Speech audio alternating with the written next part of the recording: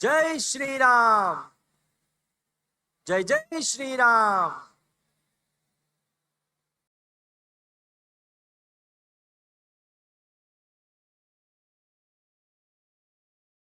बंधुओं, सनातन राष्ट्र शंखनाद महोत्सव के आज के द्वितीय दिवस का आरंभ हम सनातन राष्ट्र पथदर्शन इस सत्र से करने जा रहे हैं।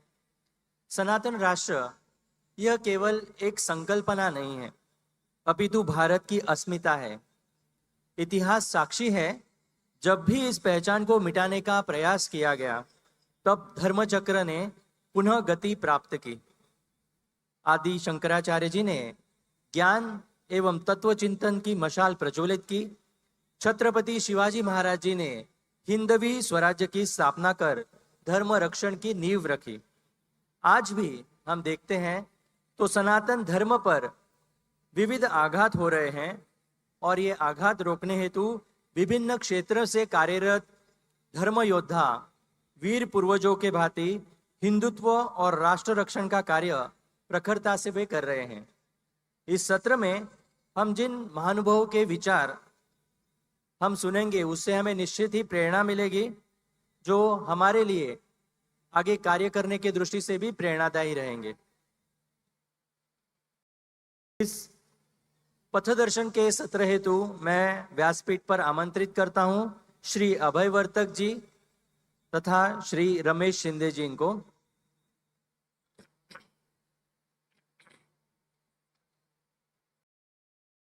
सनातन राष्ट्र पथदर्शन इस सत्र का अभी हम प्रारंभ करेंगे। हिंदू जनजागृति समिति के राष्ट्रीय प्रवक्ता श्री रमेश शिंदे जी तथा सनातन संस्था के प्रवक्ता श्री अभय वर्तक, इन्हें मैं व्यासपीठ पर आमंत्रित करता हूं।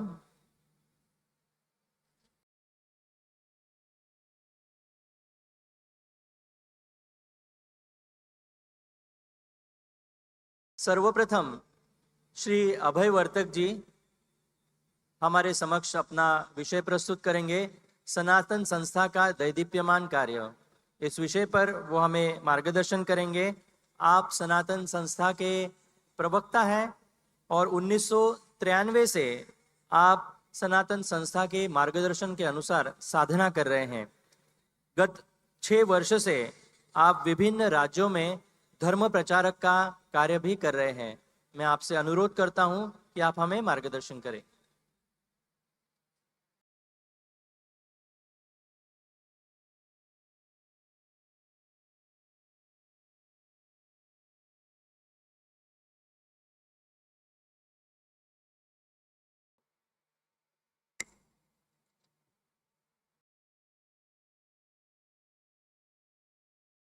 जगत गुरु भगवान श्री कृष्ण, सनातन संस्था के संस्थापक सच्चिदानंद परब्रह्म डॉक्टर जयंत अठौले जी, मंच के सामने उपस्थित सभी संत, इनको चरणों में वंदन करता हूँ। इस कार्यक्रम के साक्षी बने देश विदेश से आए हुए सनातन संस्था के साधक, हिंदुत्ववादी संगठनों के प्रमुख, विविध संप्रदायों के प्रमुख, जो सनातन संस्था के प्रति सद्भाव रखता है, आस्था रखता है, आप सभी महानुभावों का, बंधुओं और बहनों का मैं विनम्रता पूर्वक स्वागत करता हूं।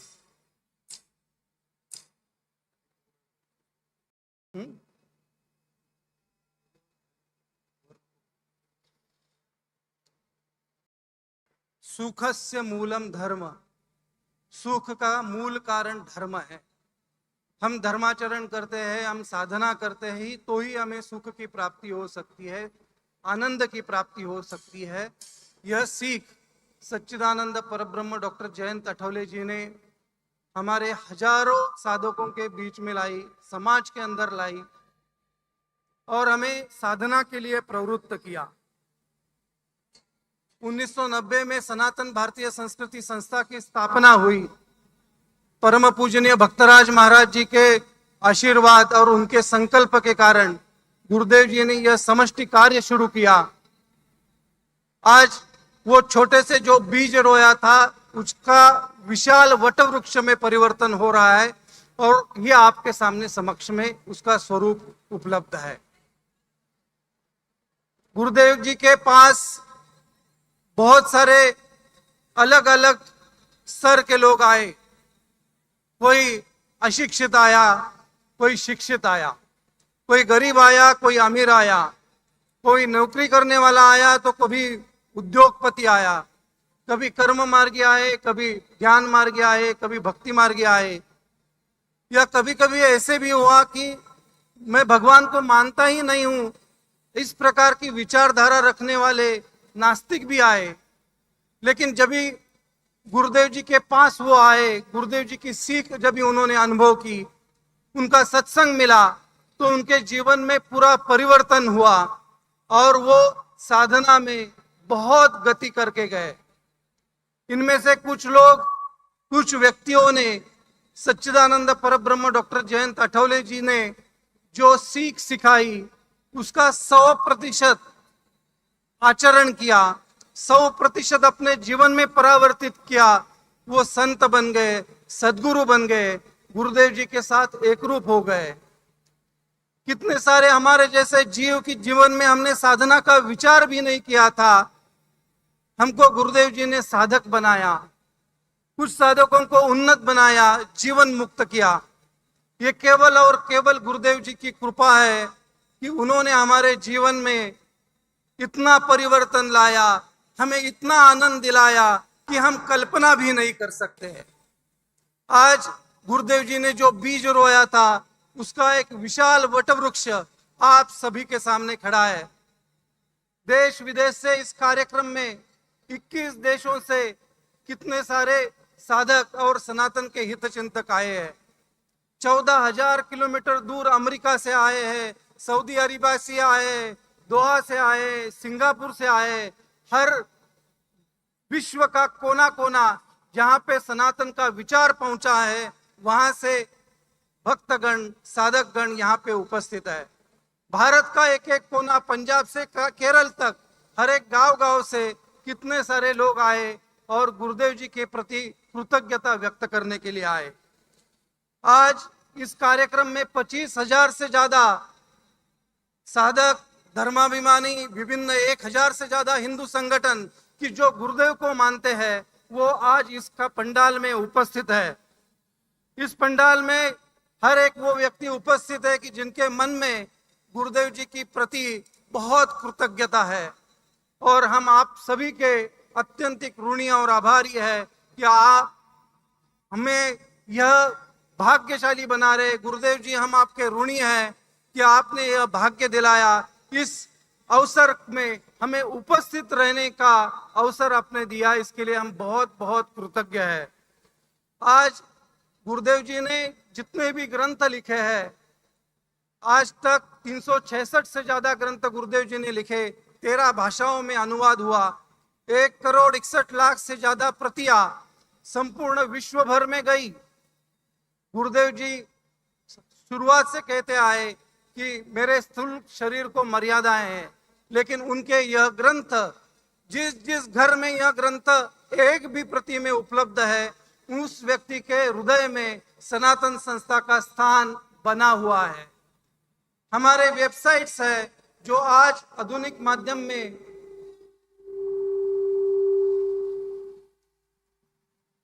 हमारी जो वेबसाइट्स है जो गुरुदेव जी ने आधुनिक विज्ञान का उपयोग करके शुरू की। आज कितने सारे लोग जो सनातन प्रभात को वेबसाइट पे पढ़ते हैं, सनातन संस्था की सीख को वेबसाइट के माध्यम से सीखते हैं। अन्य भी वेबसाइट्स है कि जिनके माध्यम से गुरुदेव जी का विचार उनके घर में पहुंच रहा है।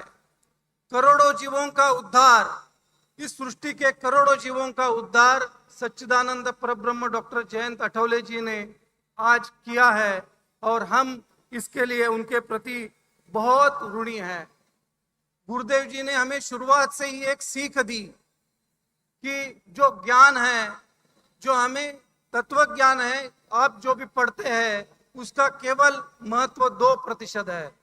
आपको जो जो मैंने सिखाया है उसको प्रत्यक्ष जीवन में उतारो, इसके लिए गुरुदेव जी हमेशा आग्रही रहे। उन्होंने हमें सिखाया कि आप श्लोक पढ़ते हो, धर्माचा करिता अमास जगति, रामाने धाडी आले, ऐसे जाणूनी राम भक्ति करिता ऐश्वर्य लाभले। ये श्लोक हम रोज पढ़ते हैं, लेकिन उन्होंने कहा कि ये श्लोक रटने से नहीं होगा। अगर आप कहते हो कि धर्माचा करिता अमास जगती रामाने धाडी आले, तो ये धर्म के लिए अगर आप प्रभु श्री राम जी ने आपको यहाँ पे भेजा है तो धर्म का कार्य करो। अपनी नौकरी, अपना व्यवसाय, अपना धन थोड़ा सा बाजू में रखो और अपने धर्म कार्य के लिए समय दो। और यही सीख गुरुदेव जी की जो है वो सनातन के साधक, धर्माभिमानी युवक आज अनुसरण कर रहे हैं।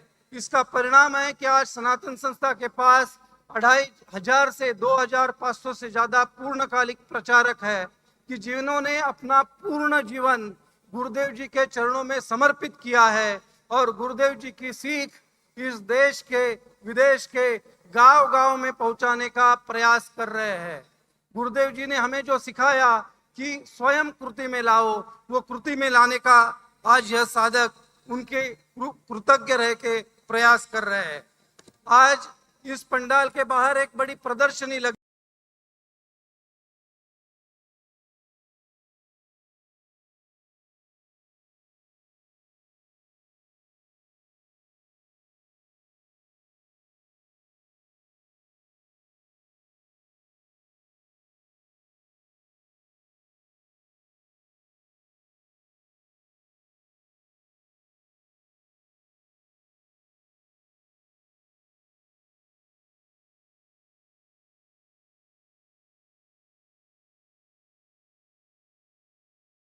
आप और हम अवश्य उठाए।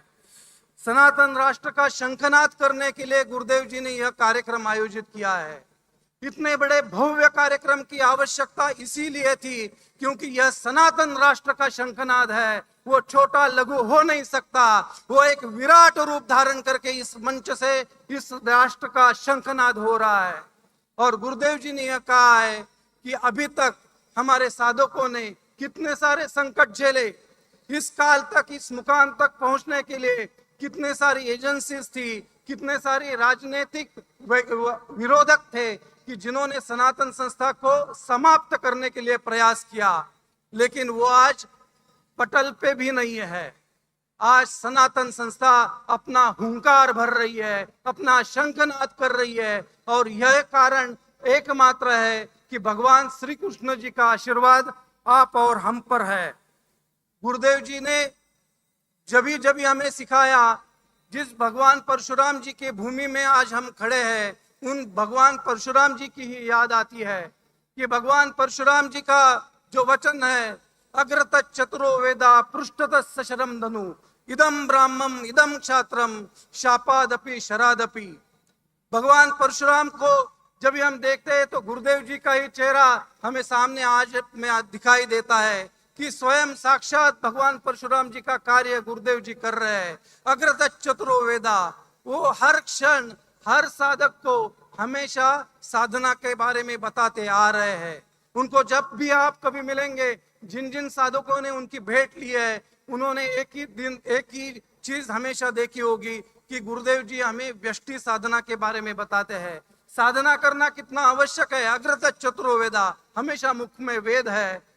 पृष्ठत सशरम धनु, जिस समय हमारे धर्म के ऊपर आक्रमण हुआ, हिंदुत्ववादियों को किसी ने पीड़ा दी, हमारी देवताओं का अपमान किया, हमारी बहनों का अपमान किया, तो उतने ही कठोर शब्दों में हमारे गुरुदेव सच्चिदानंद परब्रह्म डॉक्टर आठवले जी ने उतने ही कठोर शब्दों में उसकी निंदा की है और उसके ऊपर कृति करने के लिए अपने साधकों को प्रवृत्त किया है।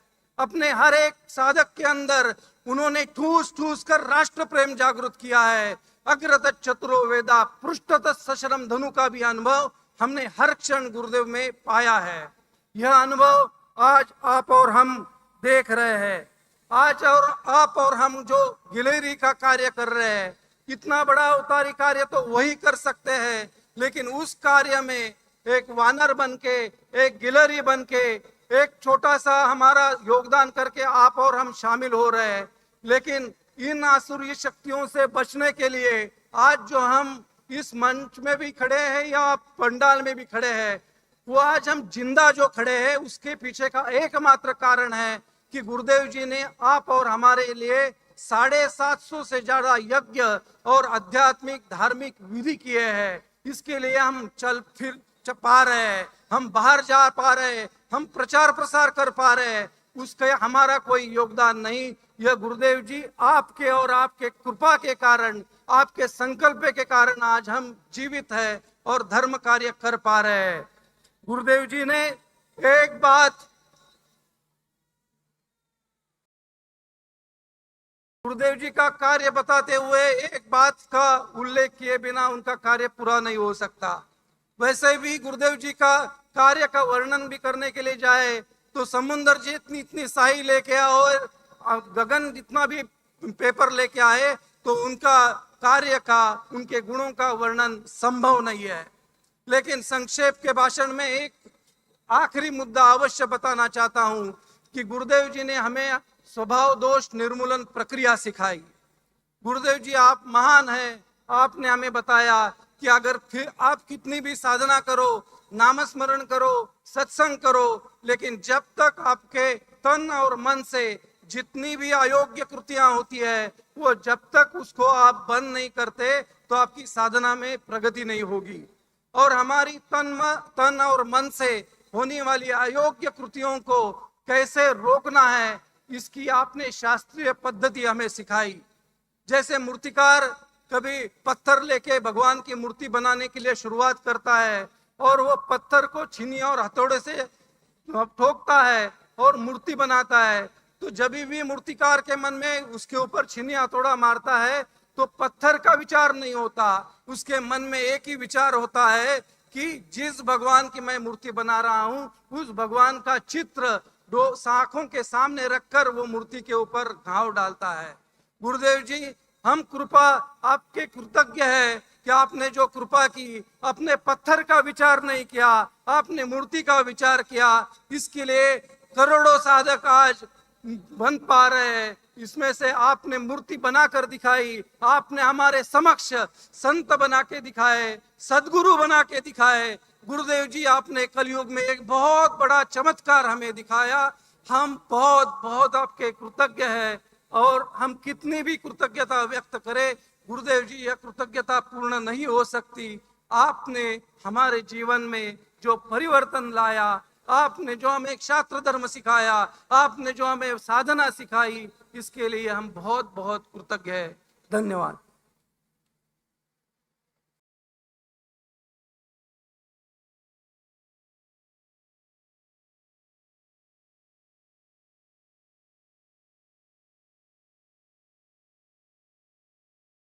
धन्यवाद अभय जी। अभय जी के उद्बोधन से हमें ध्यान में आया होगा कि सनातन संस्था पिछले 25 वर्ष से जो कार्य कर रही है उसको किस प्रकार से संघर्ष का सामना करना पड़ा, परंतु केवल और केवल भगवान श्री कृष्ण जी की कृपा, संतों के आशीर्वाद, सच्चिदानंद परब्रह्म डॉक्टर आठवले जी के कृपा आशीर्वाद के कारण ही आज 25 वर्ष का प्रवास यह निर्विघ्न रूप से पूर्ण हुआ है और वो सनातन राष्ट्र की दिशा में अग्रसर है। मैं अभय जी का बहुत बहुत आभार व्यक्त करता हूं। इस सनातन राष्ट्र पथदर्शन में हमें मार्गदर्शन करने हेतु अब मैं श्री रमेश शिंदे जी इन्हें आमंत्रित करता हूं। आप हिंदू जनजागृति समिति के राष्ट्रीय प्रवक्ता हैं। आपने हिंदू राष्ट्र क्यों आवश्यक है, लव जिहाद एवं धर्म परिवर्तन तथा धर्मांतरितों का शुद्धिकरण, भारतीय अर्थव्यवस्था पर नया संकट, हलाल जिहाद, इन ग्रंथों का संकलन किया है। हाल ही में आपको उत्तर प्रदेश के मुख्यमंत्री योगी आदित्यनाथ जी द्वारा सांस्कृतिक योद्धा इस पुरस्कार से गौरवान्वित किया गया है। मैं रमेश जी से विनती करता हूं कि हम सभी को सनातन राष्ट्र पथदर्शन इस विषय में मार्गदर्शन करें।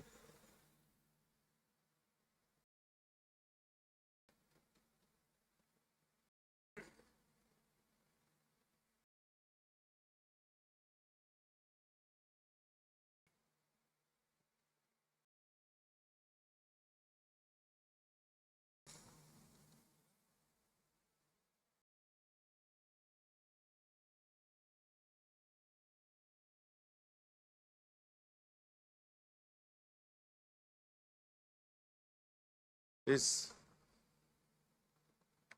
सनातन राष्ट्र शंखनाद के भव्य महोत्सव में उपस्थित सभी का मैं यहाँ पर हार्दिक स्वागत करता हूँ। सबसे पहले जगत गुरु भगवान श्री कृष्ण, गोमंतक भूमि के आराध्य देवता भगवान परशुराम जी तथा सनातन राष्ट्र के प्रेरणा स्रोत सच्चिदानंद परब्रह्म डॉक्टर जयंत आठवले जी, इनके चरणों में शरणागत भाव से वंदन करता हूं और आज यहाँ पर उपस्थित सभी संतों को नमन करता हूं।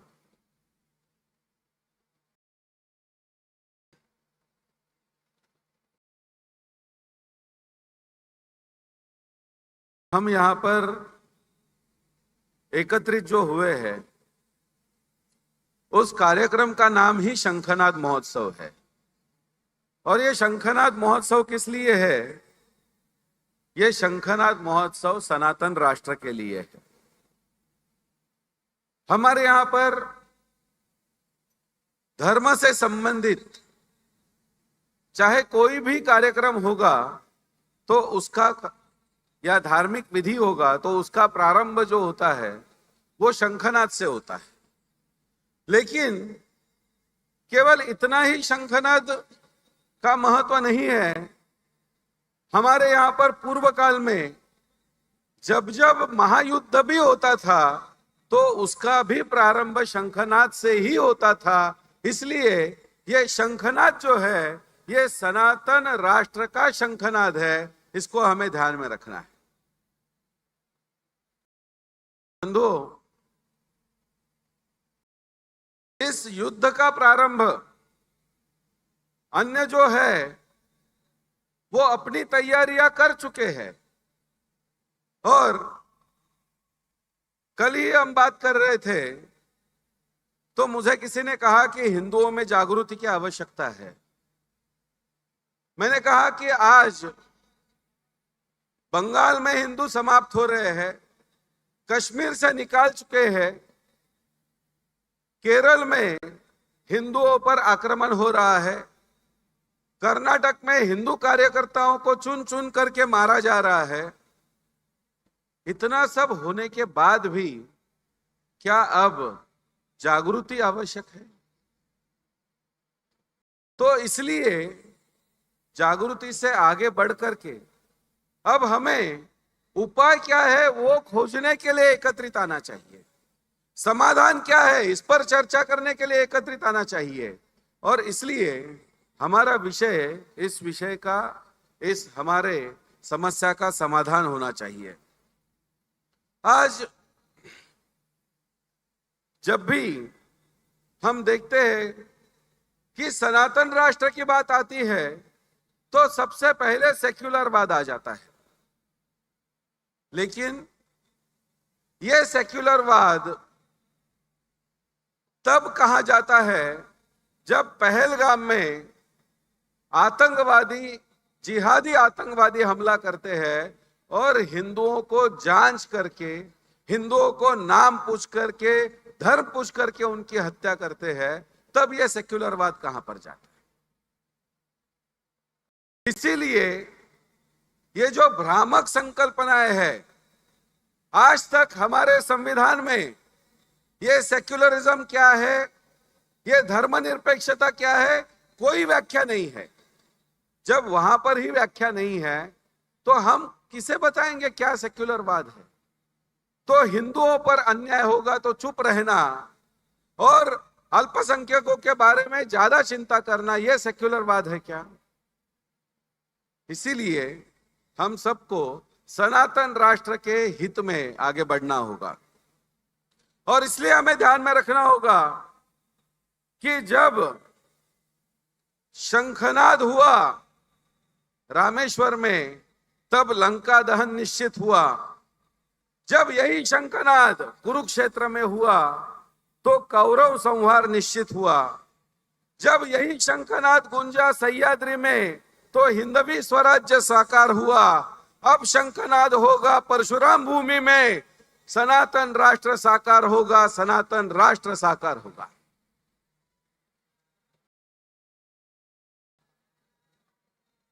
और ये जो सनातन राष्ट्र का शंखनाद है, ये सनातन राष्ट्र क्या है?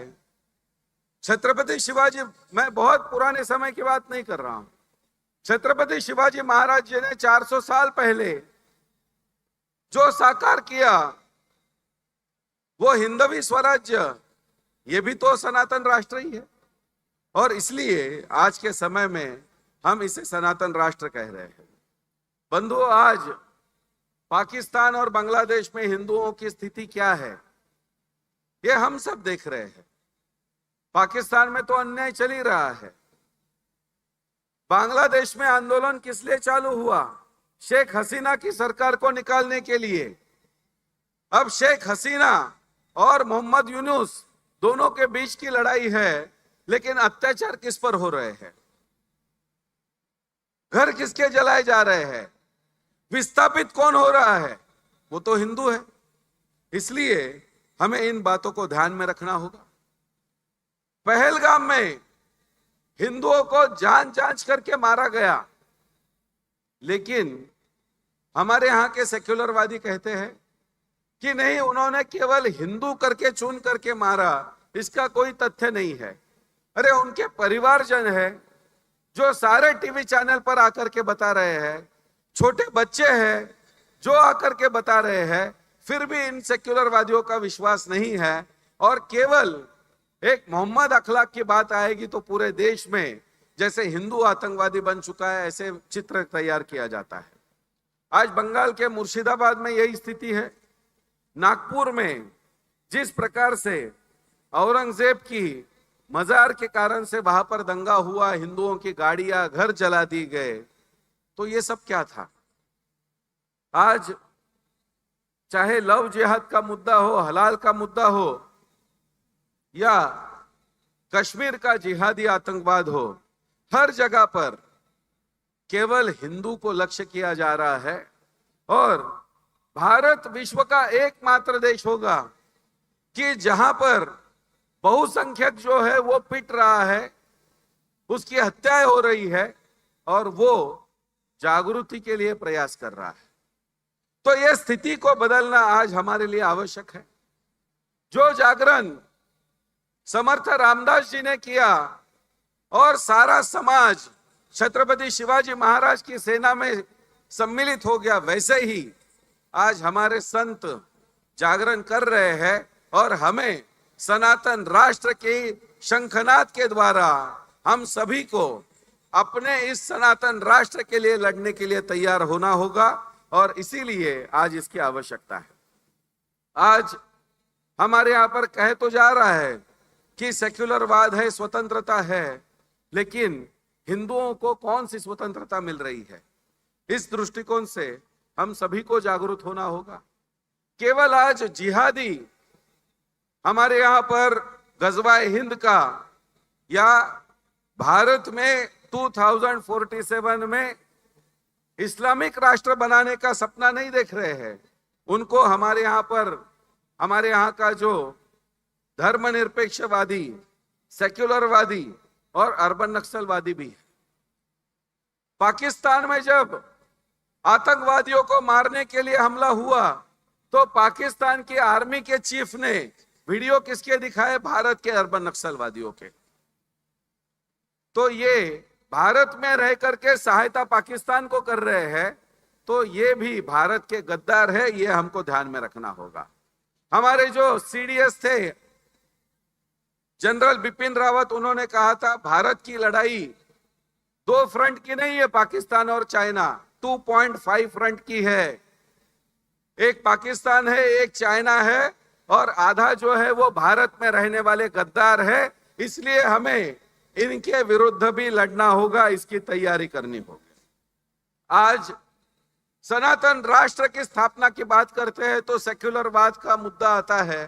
हमें जब यह सेक्युलरवाद नहीं था, प्राचीन इतिहास में देखेंगे तो विश्व में जहां पर जिसके ऊपर भी अत्याचार हुआ, चाहे यहूदी हो चाहे पारसी हो, वो सब आश्रय लेने के लिए कहां पर आए? इसी भारत में, इसी सनातन राष्ट्र में। इसलिए सनातन राष्ट्र ही विश्व में एकमात्र राष्ट्र होगा जो पूरे विश्व का कल्याण चाहता है। और इसलिए हम सभी को अपने धर्म की शिक्षा देने के लिए प्रयास करने हैं। आज जो अश्लीलता के माध्यम से कार्य चल रहा है टीवी चैनल्स के द्वारा, बॉलीवुड के द्वारा, उसके विरोध में हमें लड़ने की आवश्यकता है। हमारे यहाँ पर जो सुशासन लाने का प्रयास करना है, अनेक बुराइयां है, सामाजिक बुराइयां है, करप्शन है, भ्रष्टाचार है, इन सब के विरोध में हम सबको एकत्रित आकर के हिंदू जनजागृति समिति ने सुशासन अभियान चलाया है, उसमें सम्मिलित होना है। और इतना ही नहीं, तो हर एक को इस युद्ध के लिए तैयार होना है। तो जैसे छत्रपति शिवाजी महाराज जी ने अपने मावड़ों को तैयार किया था, उनको स्वयं प्रशिक्षण देकर के तैयार किया था, वैसे ही हम सबको आत्मरक्षा के लिए भविष्य के दृष्टिकोण से तैयार रहना है। हमारे आगे आने वाली पीढ़ी को सुरक्षित रहना है, तो उनको स्व संरक्षण प्रशिक्षण आवश्यक है। कल हमने यहाँ पर बहुत सारे उसके उदाहरण देखे कि कैसे अपने आप को हम प्रशिक्षित कर सकते हैं। आज भी हम देखेंगे, लेकिन हम सबको, आने वाली पीढ़ी को, केवल वो डांस इंडिया डांस और इसमें नहीं, तो उनको स्वयं को सुरक्षित रखने के लिए प्रशिक्षित करना आवश्यक है। और इसलिए हमें आगे आने वाले समय में आत्मरक्षा के लिए प्रयास करने हैं। और इसलिए ग्राम रक्षा दल हमें स्थापन करना होगा। हर गांव में हमारा प्रशिक्षण होना चाहिए, हर हिंदू प्रशिक्षित होना चाहिए। इसलिए हम सभी को प्रयास करने हैं। अंतिम इतना ही कहूंगा कि कौरव और पांडवों में सेना तो कौरवों की बड़ी थी, लेकिन विजय पांडवों का हुआ। क्यों? क्योंकि यतोस धर्मस ततो जयः। जहां धर्म होता है विजय वहीं पर होता है। इसलिए संख्या की चिंता करना आवश्यक नहीं है। हम भगवान श्री कृष्ण के चरणों में शरण जाएंगे, हम संतों के चरणों में शरण जाएंगे। और जैसे हमारे गुरुदेव सच्चिदानंद परब्रह्म डॉक्टर आठवले जी कहते हैं कि यदि ईश्वर हमारे साथ है तो हमें कोई पराजित नहीं कर सकता है।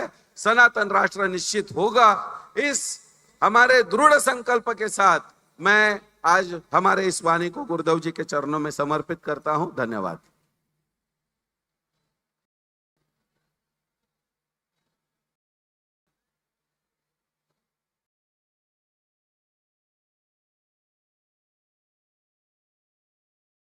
धन्यवाद रमेश जी।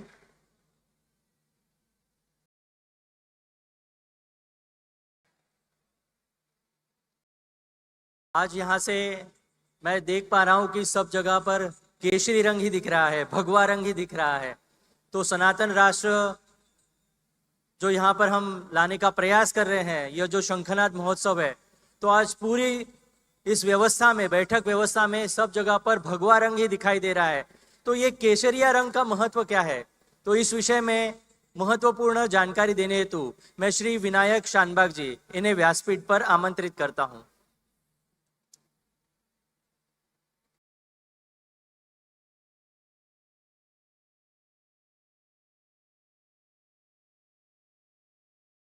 सभी को प्रणाम।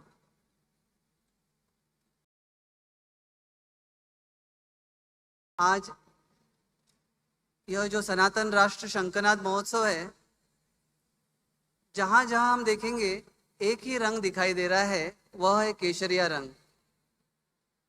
कभी ऐसे बाहर हम सुनते हैं कि जो केसरिया रंग है, यह केसरिया रंग हिंदू धर्म से, सनातन धर्म से संबंधित है। क्या आप जानते हैं कि यह केसरिया रंग कितना हमारे लिए महत्वपूर्ण है? तो आइए हम थोड़ा जानने का प्रयास करेंगे।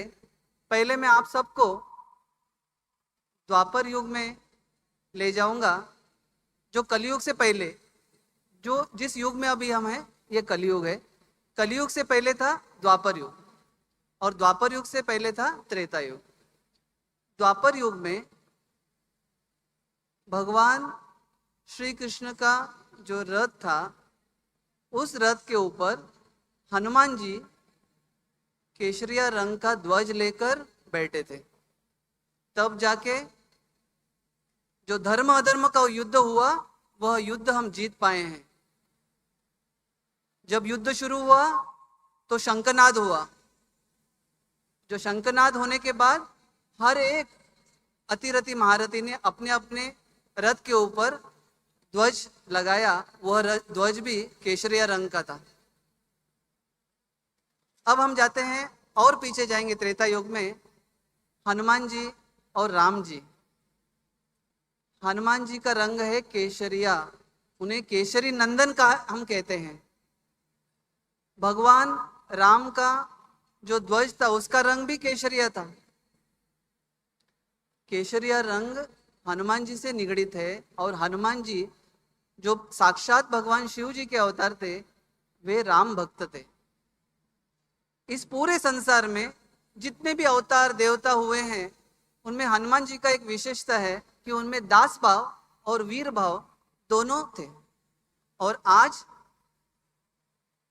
हम सभी हिंदुओं को, हम सभी सनातन धर्म के बंधु भगिनियों को यह याद में रखना है, अगर हमें सनातन राष्ट्र की स्थापना करनी है तो हमें केसरिया रंग की आवश्यकता है, अर्थात हमें ब्राह्म तेज और क्षात्र तेज की आवश्यकता है। और यह क्षात्र तेज और ब्राह्म तेज जिस रंग में है उस रंग का नाम है केसरिया रंग है। यह केसरिया रंग हमें आज याद दिलाने के लिए है, अरे हिंदुओं उठ जाओ, वो समय आया है जब हमें सनातन राष्ट्र की स्थापना करनी है। यह जो केसरिया रंग है हम सभी में, ये सभी केवल एक आज एक महोत्सव के लिए एक जैसे थीम नहीं है, जैसे बाहर समारोह में होता है ना एक थीम रहता है, ये थीम नहीं है। यह एक संकेत है, यह एक संदेश है। यह वह संदेश है जो पूरे भारत में गूंजेगा। यह वह संदेश है जब एक दिन संपूर्ण विश्व में गूंजेगा कि पूरे विश्व में जितने भी राष्ट्र है वहां पे केसरिया रंग दिखाई देगा। बंधुओं, सनातन राष्ट्र शंखनाद महोत्सव केवल एक शुरुआत है, यह अंत नहीं है, केवल शुरुआत है। तो आज कुछ लोगों ने केसरिया टोपी पहनी है, कुछ लोगों ने केसरिया वस्त्र परिधान किए हैं, कुछ लोगों ने केसरिया शाल परिधान की है। छोटी सी क्यों ना हो, यह केसरिया रंग जो देवता हम सभी के ऊपर आशीर्वाद दे रहे हैं, देवलोक में हम सभी को देख रहे हैं। जितने भी तीर्थ क्षेत्र दिव्य विभूति हम पर आज ध्यान रखे हुए हैं, उन सभी देवताओं को एक बार हाथ जोड़कर हम उन सभी दिव्य विभूतियों को एक बार हाथ जोड़कर नमन करेंगे। हे भगवत स्वरूपी देवताओं, हे भगवान श्री राम, हे भगवान श्री कृष्ण, आज केसरिया रंग के माध्यम से हम वह प्रण लेते हैं कि सनातन राष्ट्र की स्थापना इस पृथ्वी पर हो। इस केसरिया रंग के माध्यम से आप सभी देवता हमें आशीर्वाद करें, हमें चैतन्य प्रदान करें। हम जितने भी हिंदू बंधु भगिनी यहाँ आए हैं, हे देवताओं, हम तो केवल भगवान राम के वानर के जैसे हैं।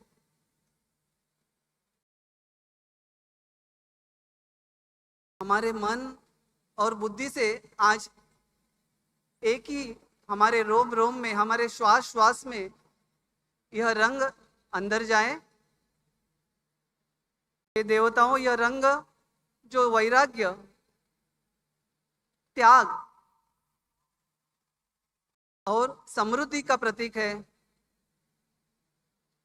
इस रंग के माध्यम से हमारी प्रार्थना आप स्वीकार करें और सनातन राष्ट्र की स्थापना में हमारी सहायता करें।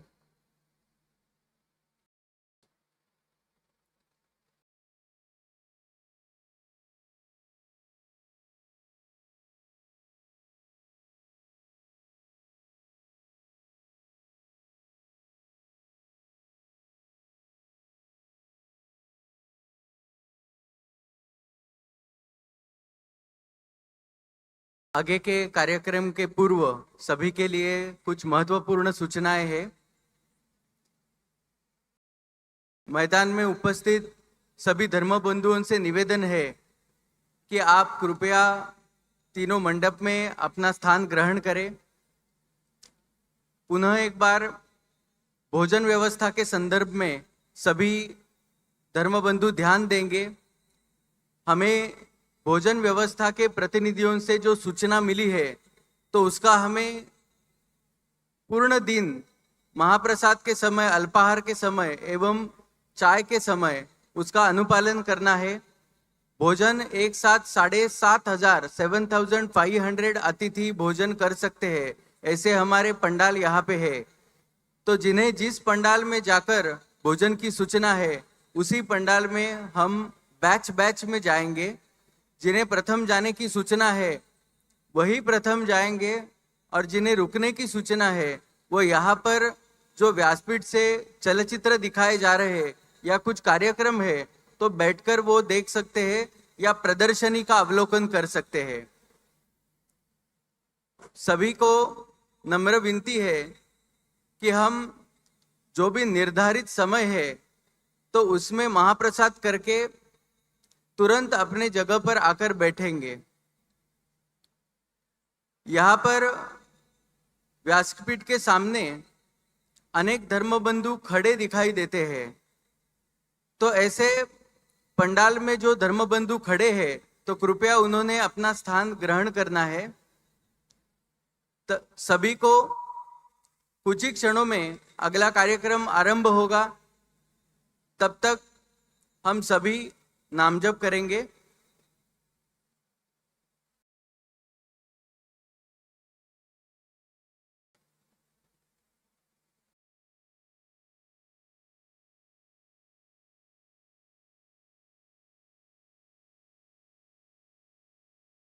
नमस्कार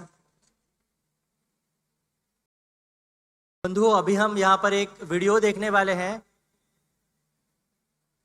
सनातन राष्ट्र की स्थापना हेतु सनातन संस्था पिछले 25 वर्ष से कार्य कर रही है। तो उस कार्य को संतों द्वारा भी गौरवान्वित किया गया है। तो ये जो सनातन संस्था का एवं सच्चिदानंद परब्रह्म डॉक्टर अठवले जी का सनातन राष्ट्र का कार्य है, उसको समाज के संतों द्वारा भी किस प्रकार से उजागर किया गया, इस विषय में जानकारी देने वाला एक वीडियो अभी हम यहाँ पर सभी के सामने हम रखने वाले हैं। सभी उसका अवश्य लाभ लें।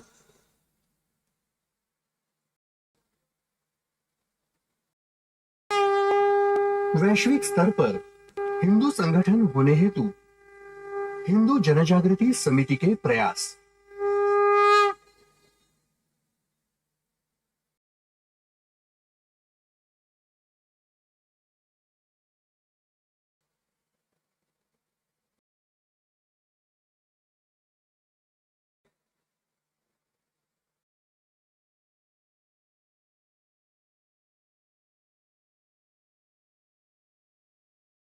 कि हम आपके पास बैठे हो बात कर रहे अरे मैंने मुझे भी हैं।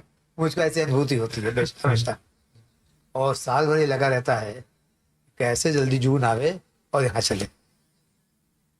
और आपके कृपा से जो काम चल रहा था हाई कोर्ट में तो अब नौका चल रहा है। हाई कोर्ट सुप्रीम कोर्ट दोनों चल रहे हैं, और जो अपने से हो सकता है we are doing it। आप है, इसलिए सबको टेंशन नहीं है। चाहे तो आप है, आपका आशीर्वाद है। यही साधना होता है। हमें जो आता है ना, राधे ईश्वर प्राप्ति करने वाले उनको सहायता करना, बस हो गया। यही त्याग है ना, समय का त्याग है। धन करने तो दूसरे केस लेते तो कितने पैसा और कमाते, छोड़ दिया। वकील को फीस है यहाँ पर आप संतोष मिल जाए कि मैं समाज के लिए उसका नहीं, इससे बड़ी कोई फीस नहीं। कोई नहीं। तो आपके आशीर्वाद से जब से आपसे मिला हूँ तो एक ऐसा लगता है कि जो मैं काम कर रहा था पहले मेरे साथ कोई नहीं था, अब लगता है कि मेरे साथ आप है और शक्ति है। लाड वाकई मेरे साथ है।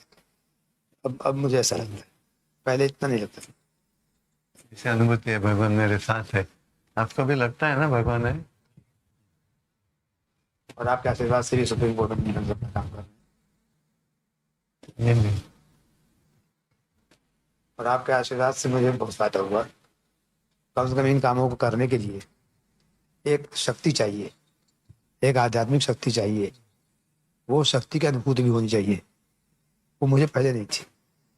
आपका जब साना शुरू किया पिछले 2 साल से, तब से लगता है कि हाँ कोई चीज मेरे साथ है। और मैं ज़्यादा समझता हूँ कि आपका आशीर्वाद वो हम लोग साथ बराबर रहता है, अनुभूति होती है। बाकी तो ऊपर वाले ने। कि कुछ काम है अपने राष्ट्र धर्म के बारे में, तो समाज के दूसरे लोग कैसे बोलेंगे, अरे वो मिनिस्टर मेरे पहचान वाला है, तो उसके साथ बात करूँ क्या, आप थोड़ी पहचान करके दीजिए, ऑफिस में हमारा काम है। तो साधना अध्यात्म करने वाले को कोई ऐसा पूछा, अरे भगवान है ना, क्या किसको पूछना। आपकी अनुभूति है हमेशा की।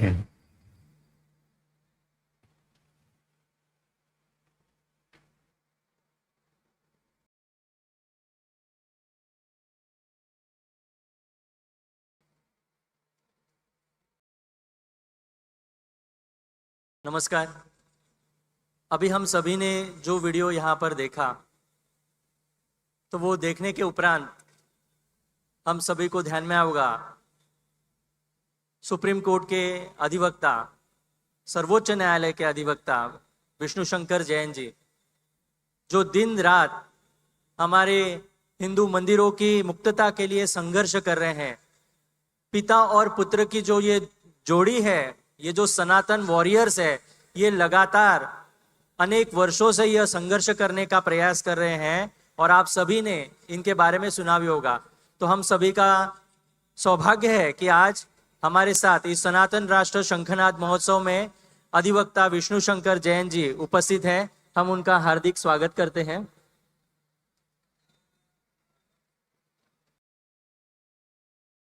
केवल कार्य ही नहीं, तो साधना के साथ कार्य किस प्रकार से करना है।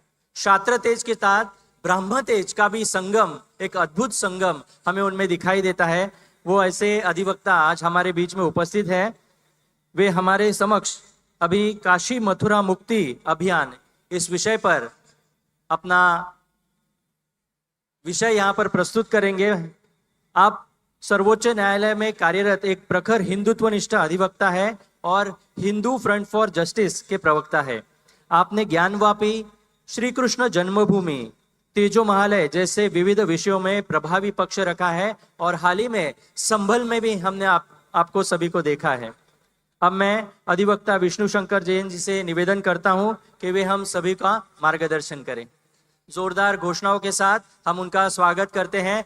आर्य सनातन वैदिक हिंदू धर्म की, सनातन हिंदू धर्म की।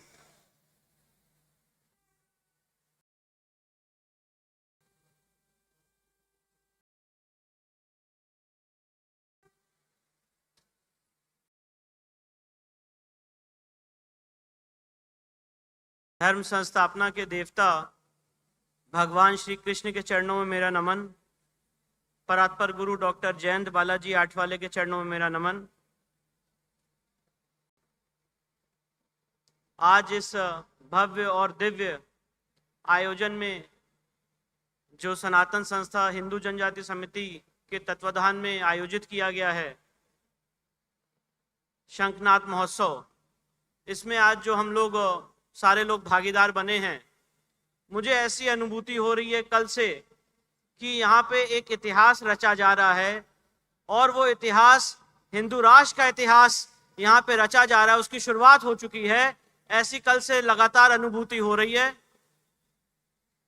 सनातन संस्था हिंदू जनजाति समिति से मैं और मेरे पिताजी विगत 2013 से जुड़े हुए हैं और जब 2013 में हम इस संस्था में आए थे, यहाँ के राष्ट्रीय हिंदू राष्ट्र महोत्सव में हम लोगों ने भागीदार बने थे, शिरकत की थी, तो कभी ये कल्पना नहीं की थी कि ये हमारा जो एक आंदोलन है, ये हमारी जो एक स्वप्न है, वो इतना भव्य दिव्य और विराट रूप लेगा।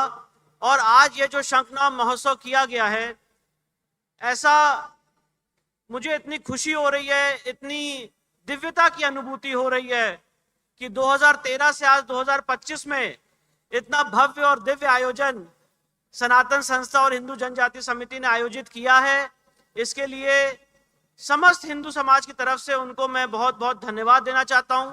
जो पूरी टीम है ऑर्गेनाइजेशन की, उनको धन्यवाद देना चाहता हूं। इतना सटीक आयोजन, हर एक चीज इतनी प्रिसाइज ढंग से करना, आध्यात्मिक ढंग से करना, ये अगर किसी को सीखना है हम सारे लोगों को, तो सनातन संस्था हिंदू जनजाति समिति से हम लोगों को सीखना चाहिए कि किस तरह से आप कार्यक्रम को आयोजित करें और किस तरह से, अगर हिंदू राष्ट्र का कार्यक्रम आयोजित होना है, हिंदू राष्ट्र का एक विजन देना है, तो उसमें किस तरह से आध्यात्मिक एक चेतना होनी चाहिए, किस तरह से डिसिप्लिन होनी चाहिए। ये सारी बातें यहाँ पे 3 दिन के इस महोत्सव में हम सारे लोगों को सीखने को मिलेगी। जब मैं 2013 से हिंदू जनजाति समिति से जुड़ा था, तो मैं अगर आपको व्यक्तिगत रूप से बताऊं तो परात्पर गुरु डॉक्टर आठवले जी के चरणों में जब मैंने उनको नमन किया और उनसे जब मैंने उनको अपना गुरु माना, तो उससे बाद मेरे जीवन में बहुत बड़ा परिवर्तन आया, बहुत बड़ा परिवर्तन आया। और मैं ऐसा मानता हूं, मेरे पिताजी ऐसा मानते हैं कि 2013 से लेकर 2025 तक ये जो पूरी जर्नी रही है और ये जो जितना कार्य हम लोग सनातन समाज के लिए, अपने धर्म के लिए कर पा रहे हैं, इसमें जब परात्पर गुरु डॉक्टर जयंत बालाजी आठवले का हम लोगों को मार्गदर्शन मिला है, उसके बाद इस कार्य की गति 100 गुना तीव्र बढ़ गई है। ये अनुभूति हम लोगों को हुई। गुरु के चरणों में आना, गुरु से मार्गदर्शन लेना, ये 2013 से पहले शायद हम लोगों के पास नहीं था, पर 2013 में यहाँ पे आके यहाँ की दिव्यता को महसूस करके, इस ऑर्गेनाइजेशन से जुड़ के, और सबसे बड़ी बात है कि जब आप सनातन संस्था आएंगे, हिंदू जनजाति समिति आएंगे, जो सबसे महत्वपूर्ण बात मार्क करने वाली है कि आध्यात्म कैसे सिखाया जाता है, आध्यात्म की कैसे टीचिंग होती है, आध्यात्म का क्या साइंस है, इसका एक बहुत बड़ा केंद्र हमारी सनातन संस्था हिंदू जनजाति समिति, स्पिरिचुअल रिसर्च फाउंडेशन, ये सारी चीजें हैं जो हम पिछले 12 सालों से देखते आ रहे हैं। अब आप सब लोग जानते हैं कि काशी का केस इस समय माननीय न्यायालय में चल रहा है, मथुरा का केस माननीय न्यायालय में चल रहा है, भोजशाला का केस, टीले वाली मस्जिद का केस, कुतुब मीनार का केस, ताजमहल का केस, संभल का केस, ये सारे केसेस इस समय अलग अलग न्यायालयों में चल रहे हैं। पर इस न्यायालयीन संघर्ष में जब मैं लोगों से मिलता हूं, इंटरेक्ट करता हूं, तो लोग मुझसे सवाल पूछते हैं कि इसमें कितना समय लगेगा, कितना समय लगेगा काशी मुक्त होगी, कितना समय लगेगा मथुरा मुक्त होगी। और मैं उनको ये बताने की कोशिश करता हूं कि ये हमें और आपको निर्धारित करना है कि इसमें कितना समय लगेगा, ये हमें और आपको निर्धारित करना। उदाहरण के तौर पे बताना चाहता हूं, अभी हम सब लोग जानते हैं कि वक्फ के लिए एक अमेंडमेंट लाया गया, वक्फ अमेंडमेंट एक्ट 2025, और करीब सुप्रीम कोर्ट में 100 से ऊपर याचिकाएं, उससे भी ज्यादा दाखिल हो गई।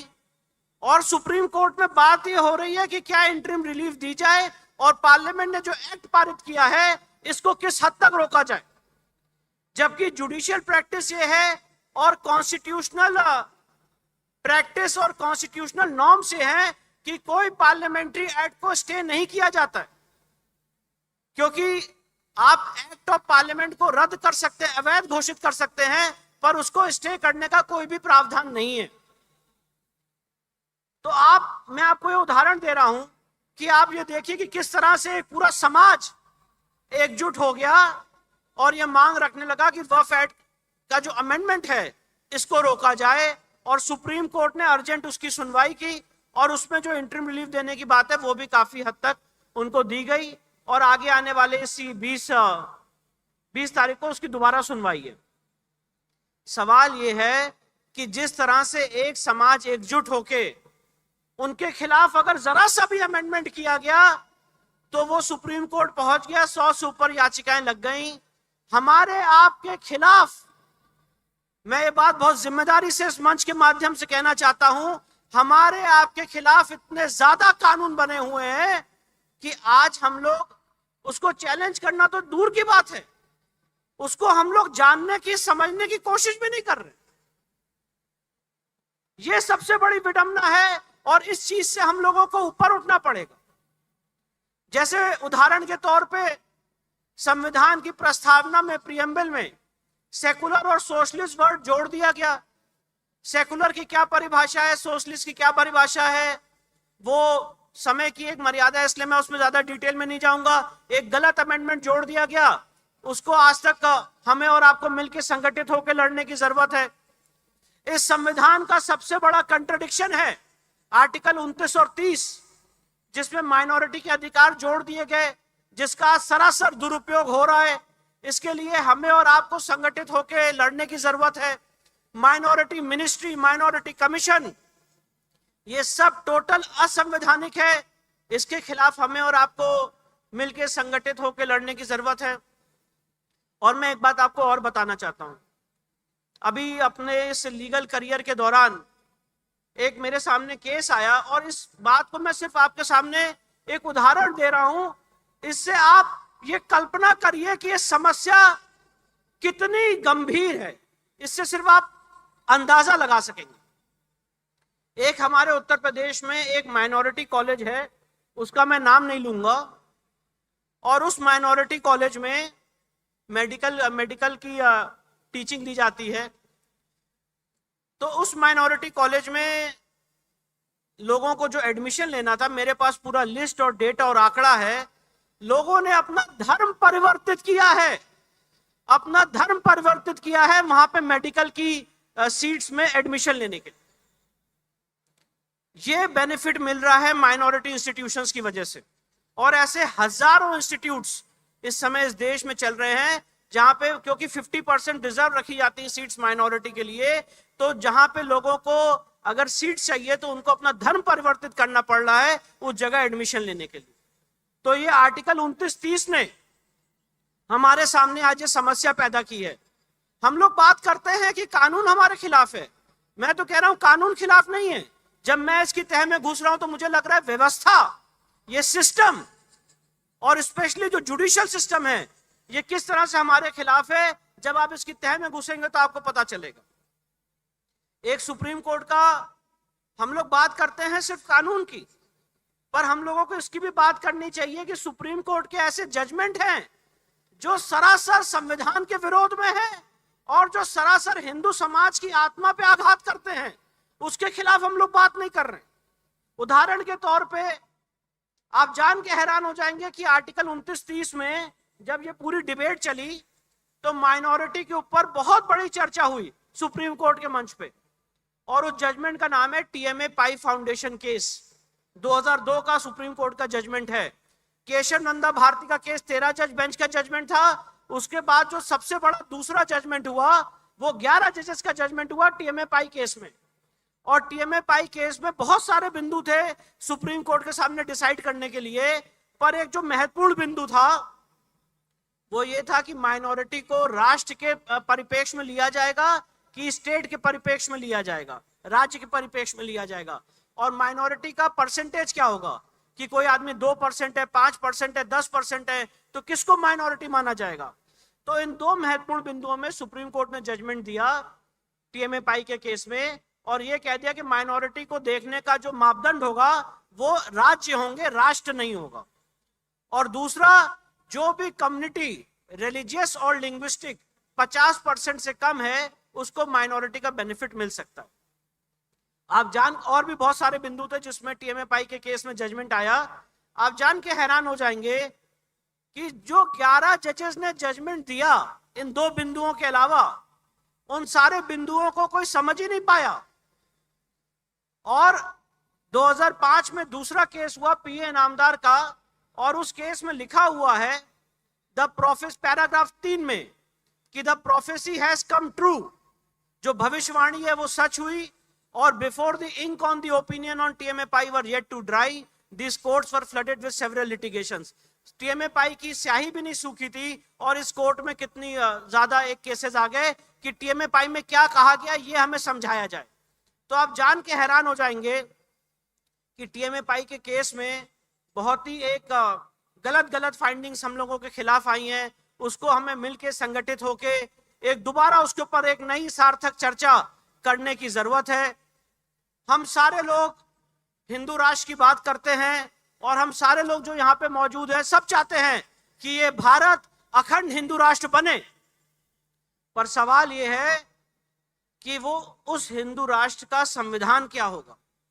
और मैं आपके सामने बताना चाहता हूं कि हमारे आपके सामने एक पहाड़ जैसा लक्ष्य खड़ा हुआ है, क्योंकि जब आप बात करोगे अखंड हिंदू राष्ट्र की और हिंदू राष्ट्र के संविधान की, तो सबसे पहले आपके सामने सवाल पूछा जाएगा 13 जजेस का जजमेंट सुप्रीम कोर्ट का केशव नंदा भारती केस में बेसिक स्ट्रक्चर थ्योरी पे, और यह कहा जाएगा कि साहब आप संविधान को नहीं बदल सकते, ये बेसिक स्ट्रक्चर थ्योरी के खिलाफ है, और जो भी आप अमेंडमेंट लाएंगे उसको रद्द कर दिया जाएगा, उसको असंवैधानिक कर दिया जाएगा। हम सारे लोगों ने ये चीज एनजेएसी के केस में देखी। National judicial accountability commission NJAC जब केंद्र सरकार ने पारित किया, जिसको 20 राज्यों ने रेटिफाई किया, 2/3 मेजोरिटी से लोकसभा और राज्यसभा में पास हुआ, उसको सुप्रीम कोर्ट ने असंवैधानिक घोषित कर दिया और जज ही जज को नियुक्त करेंगे, ये सबसे बड़ा एक जुडिशियल नॉर्म बन गया।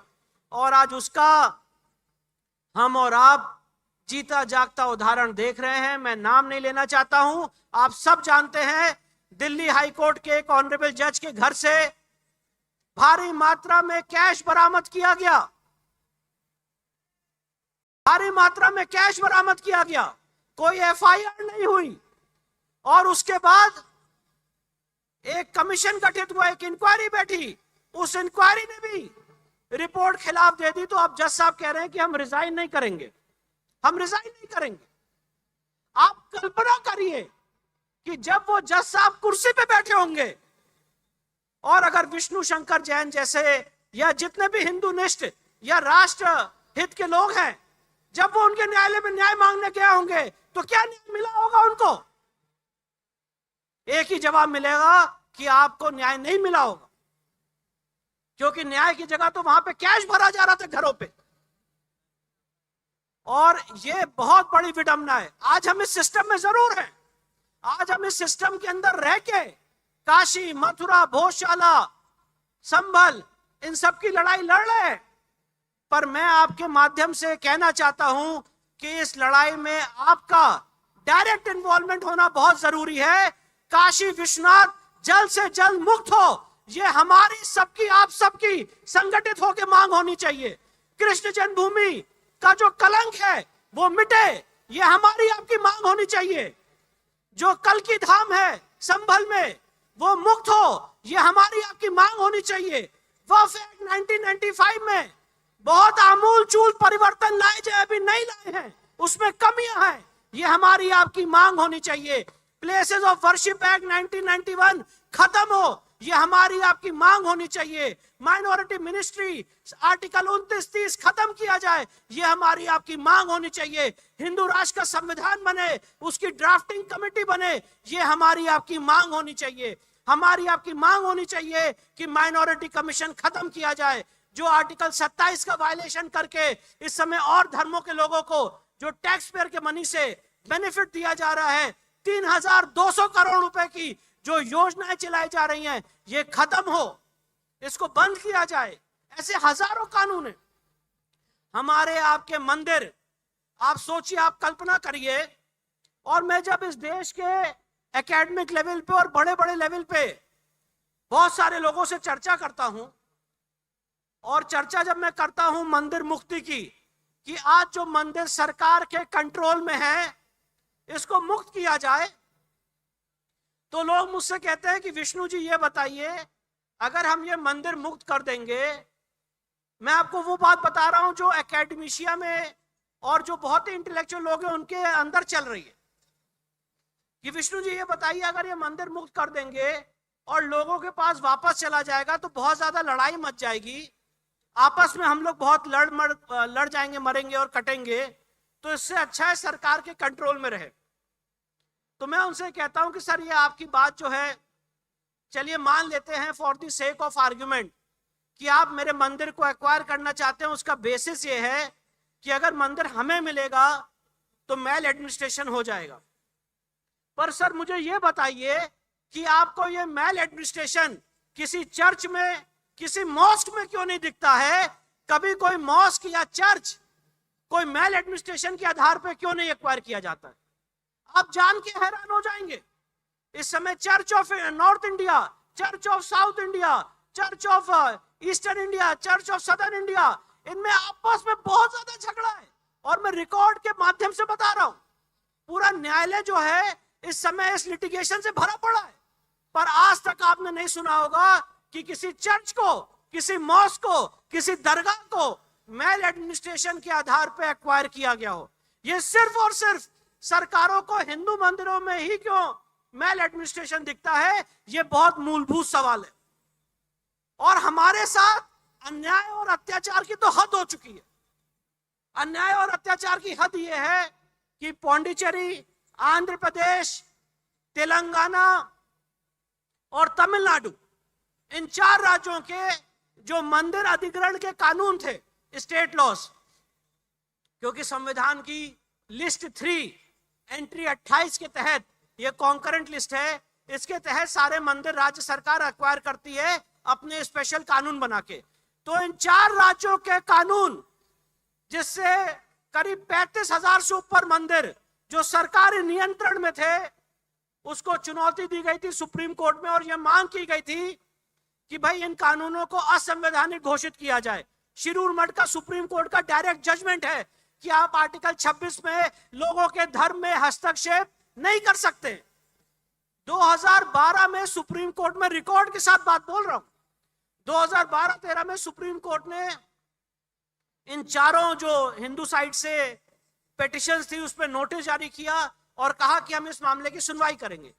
अभी रिसेंटली 2025 में 13 साल सुप्रीम कोर्ट में इंतजार करने के बाद कह दिया गया कि हम इसको नहीं डिसाइड करेंगे, आप अलग अलग हाई कोर्ट में जाके इसको चुनौती दीजिए। 13 साल हमने और आपने मिलकर इंतजार किया इस संवैधानिक सेटअप में कि हमारे जो मंदिर एक्वायर किए गए हैं उसमें आर्टिकल 26 की कसौटी पे इन कानूनों को टेस्ट किया जाएगा। और 13 साल बाद बोला जाता है कि हम इसको क्यों टेस्ट करें, आप इसको हाई कोर्ट में जाके इसके ऊपर बात करिए। पर जब वक्फ के ऊपर 22 वक्फ काउंसिल के लोगों में से 2 नॉन मुस्लिम मेंबर बैठा दिए जाते हैं, 11 वक्फ बोर्ड के लोगों में से 2 नॉन मुस्लिम मेंबर बैठा दिए जाते हैं, तो तुरंत बात आ जाती है कि इसको स्टे किया जाए, यह आर्टिकल 26 का वायलेशन है और इंटरिम ऑर्डर पास भी किया जाता है। आज जब हम लोग बात करते हैं कि पब्लिक प्लेस में दरगाह बना हुआ है, अलग अलग रिलीजियस प्लेसेस बनी हुई हैं, इनको खत्म किया जाए, तो बात होती है कि आप सेक्युलरिज्म को वायलेट कर रहे हैं। पर अगर कोई मंदिर अगर आज पब्लिक प्लेस में बना हुआ है तो उसको तुरंत बुलडोजर लगा के तोड़ दिया जाता है। और दिल्ली हाई कोर्ट ने कहा कि एक शिव मंदिर था, उसको तोड़ने का आदेश दे दिया और बोला कि भगवान शिव जो है वो हमें माफ कर देंगे, भगवान शिव को हमारे प्रोटेक्शन की जरूरत नहीं है। और मामला सुप्रीम कोर्ट आया, बोला ठीक है, सही जजमेंट है, जो इलीगल मंदिर बनी हुई है इसको तोड़ दो, डिमोलिश कर दो। पर जब जहांगीरपुरी में बुलडोजर जाने लगा तो उस पर तुरंत स्टे कर दिया। तो सवाल ये, मेरा सवाल सुप्रीम कोर्ट से नहीं है, मेरा सवाल आज हमारे और आप से है कि ये हम और आप जो खामोश हैं अपने अधिकारों को लेके, हम लोगों को बहुत जरूरत है संगठित होकर मांग करने की। और काशी मथुरा तो मुक्त होगा ही होगा, पर साथ ही साथ हमारे आस्था के जितने केंद्र हैं वो मुक्त होने चाहिए। हमारे सामने एक पहाड़ जैसा लक्ष्य खड़ा हुआ है और बहुत जरूरत है कि हम और आप संगठित होकर अपनी बात रखें।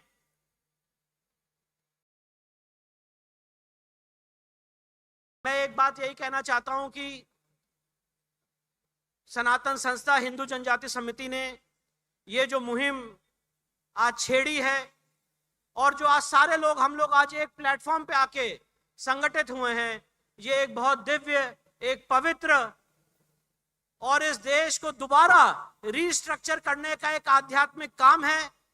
मैं जितने लोग यहाँ पे मुझे सुन रहे हैं और जो बाहर भी हैं, उन सब से निवेदन करना चाहूंगा कि आप लोग सनातन संस्था हिंदू जनजाति समिति के इस आध्यात्मिक कार्य में जुड़े, इसमें भागीदार बने और सब लोग मिलके अखंड हिंदू राष्ट्र की परिकल्पना करें। वो अखंड हिंदू राष्ट्र जहां पे कोई सीज फायर नहीं होगा, वो अखंड हिंदू राष्ट्र कि जब भारत की तरफ से अगर जवाबी कार्रवाई होगी तो इस बार सिर्फ पीओके पे बात नहीं होगी, इस बार पूरा अखंड हिंदू राष्ट्र हमारी जय हिंद की सेना लेने के लिए तैयार रहेगी।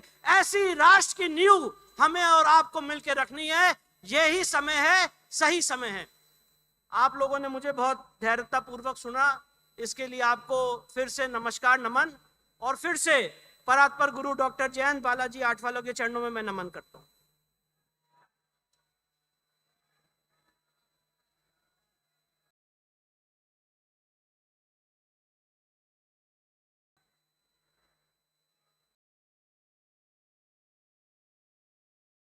धन्यवाद विष्णु जी।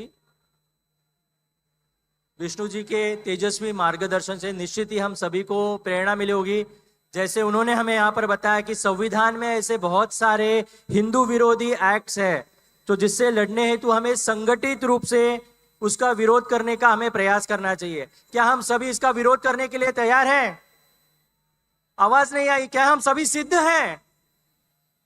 तो विष्णु जी जिस प्रकार से निडरता से यहाँ पर लड़ रहे हैं मंदिर मुक्ति के लिए, सनातन हिंदू राष्ट्र के लिए, तो हमें भी उनसे प्रेरणा लेकर ऐसे एक आदर्श धर्मवीर, धर्म योद्धा बनने का प्रयास करना होगा। हम पुनः एक बार विष्णु जी का बहुत बहुत आभार व्यक्त करते हैं। वो हम सभी के लिए एक आदर्श हैं। धन्यवाद विष्णु जी। इस सत्र में हमारे साथ पूर्व केंद्रीय सूचना आयुक्त एवं save culture save Bharat foundation के संस्थापक श्री उदय माहुरकर जी भी जुड़े हैं और national centre for historical research and alliances के अध्यक्ष, लेखक एवं विचारक श्री नीरज अत्री जी भी चंडीगढ़ से आज यहाँ पर हमारे बीच में उपस्थित हैं। हम उनका भी यहाँ पर स्वागत करते हैं।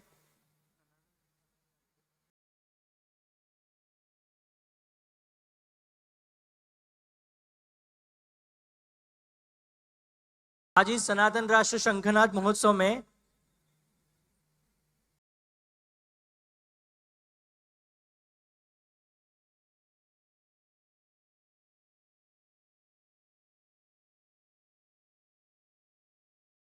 गोवा राज्यसभा के सांसद सदानंद सेठ तनावड़े जी भी यहाँ पर उपस्थित हैं। हम उनका भी हार्दिक स्वागत एवं अभिनंदन करते हैं।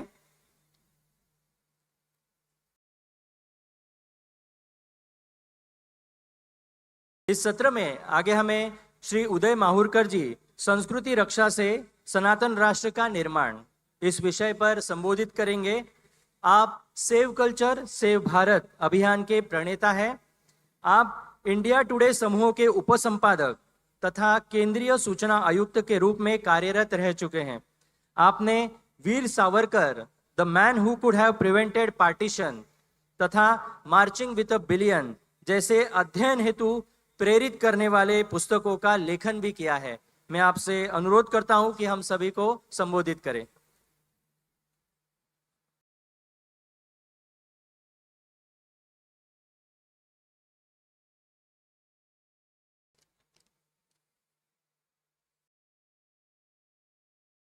आप सभी को मेरा नमस्कार। सम्मानीय मंच, मेरी बात मैं परम पूज्य आठवले गुरु जी को वंदन करके शुरू करूंगा। 25 साल हुए इस संस्था की स्थापना होके। मैं ऐसा मानता हूं, मैं इतिहासकार भी हूं, हिंदुत्व से जुड़ा हुआ हूं और अति विकट परिस्थिति में मैंने हिंदुत्व के लिए एक तरीके से लड़ाई लड़ी है, खुद को खतरे में डाल के। मैं ऐसा मानता हूं कि अगर दुनिया की सब में बड़ी सत्यनिष्ठ हिंदुत्ववादी संस्था अगर कोई है, वो है सनातन संस्था। मेरे यहां सनातन संस्था के जो स्वयं सेवक थे, वो करीबन 25 साल से मेरे घर पे आते थे। मैं पहले कर्नावती में था, मैं गुजरात का इंचार्ज था इंडिया टुडे का, और मेरे बच्चे छोटे थे। मुझे ऐसा लगता था कि जो संस्कार सिंचन का काम जिस तरीके से होना चाहिए उस तरीके से उनके जो स्वयंसेवक आते थे उस तरीके से कर रहे हैं, ऐसा मुझे लगता था। मैं बाद में जब श्री नरेंद्र मोदी पे मेरी थोड़ी एक्सपर्टाइज थी, जब मैं श्री नरेंद्र मोदी प्राइम मिनिस्टर बने तो इंडिया टुडे ने कहा कि आप भी दिल्ली आइए। मैं दिल्ली आ गया। एक वाक्य आपको मैं बताता हूं कि सनातन संस्था को मैं किस रूप में देखता हूं। 2018 के अंदर कुछ कम्युनिस्ट संस्थाएं और मुसलमानों ने डिमांड की कि सनातन संस्था के ऊपर बैन लगना चाहिए।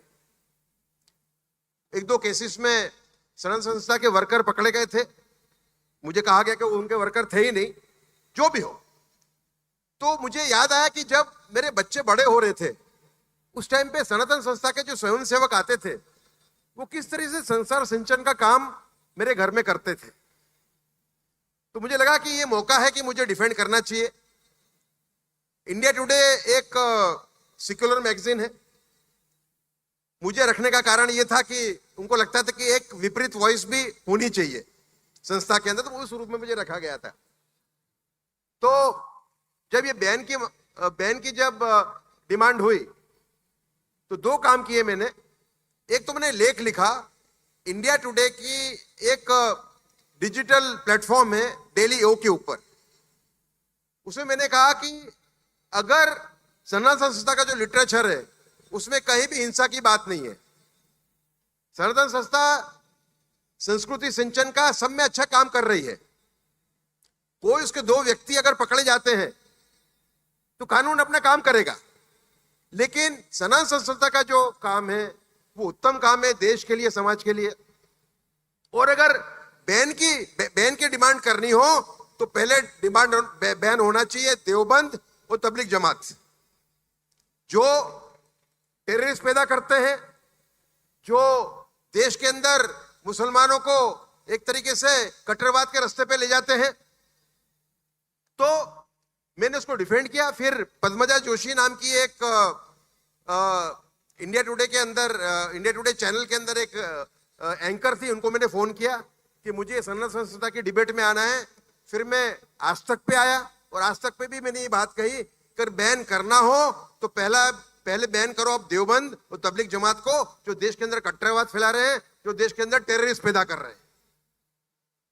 तो सनातन संस्था का जो काम है वो मैं मानता हूं कि उसका कोई दूसरा उदाहरण नहीं है। और मैं मानता हूं कि ये जो आज सनातन राष्ट्र शंखनाद महोत्सव जो है वो कलयुग के अंदर जितने भी सात्विक लोग हो सकते हैं उनका एक समूह है। और जो नेता इस कार्यक्रम में नहीं आए हैं नुकसान उनका है, नुकसान हमारा नहीं है। अगर वो ये मानते हैं कि हम देश को समर्पित हैं, अगर ये मानते हैं कि हम हिंदुत्व को समर्पित हैं, तो उनको सब काम छोड़ के उन नेताओं को यहाँ आना चाहिए था। अगर वो नहीं आ रहे हैं तो नुकसान उनका है, नुकसान हमारा नहीं है। बात रहे आज का विषय का। देखिए, मैं 3 साल कमिश्नर रहा। मैं पहले इंडिया टुडे में रहा 33 साल तक। मैंने 3 किताबें लिखी। 2 किताबें मेरी हैं श्री नरेंद्र मोदी के गवर्नेंस पे, राज्य शासन पे, बहुत अच्छी मानी जाती हैं।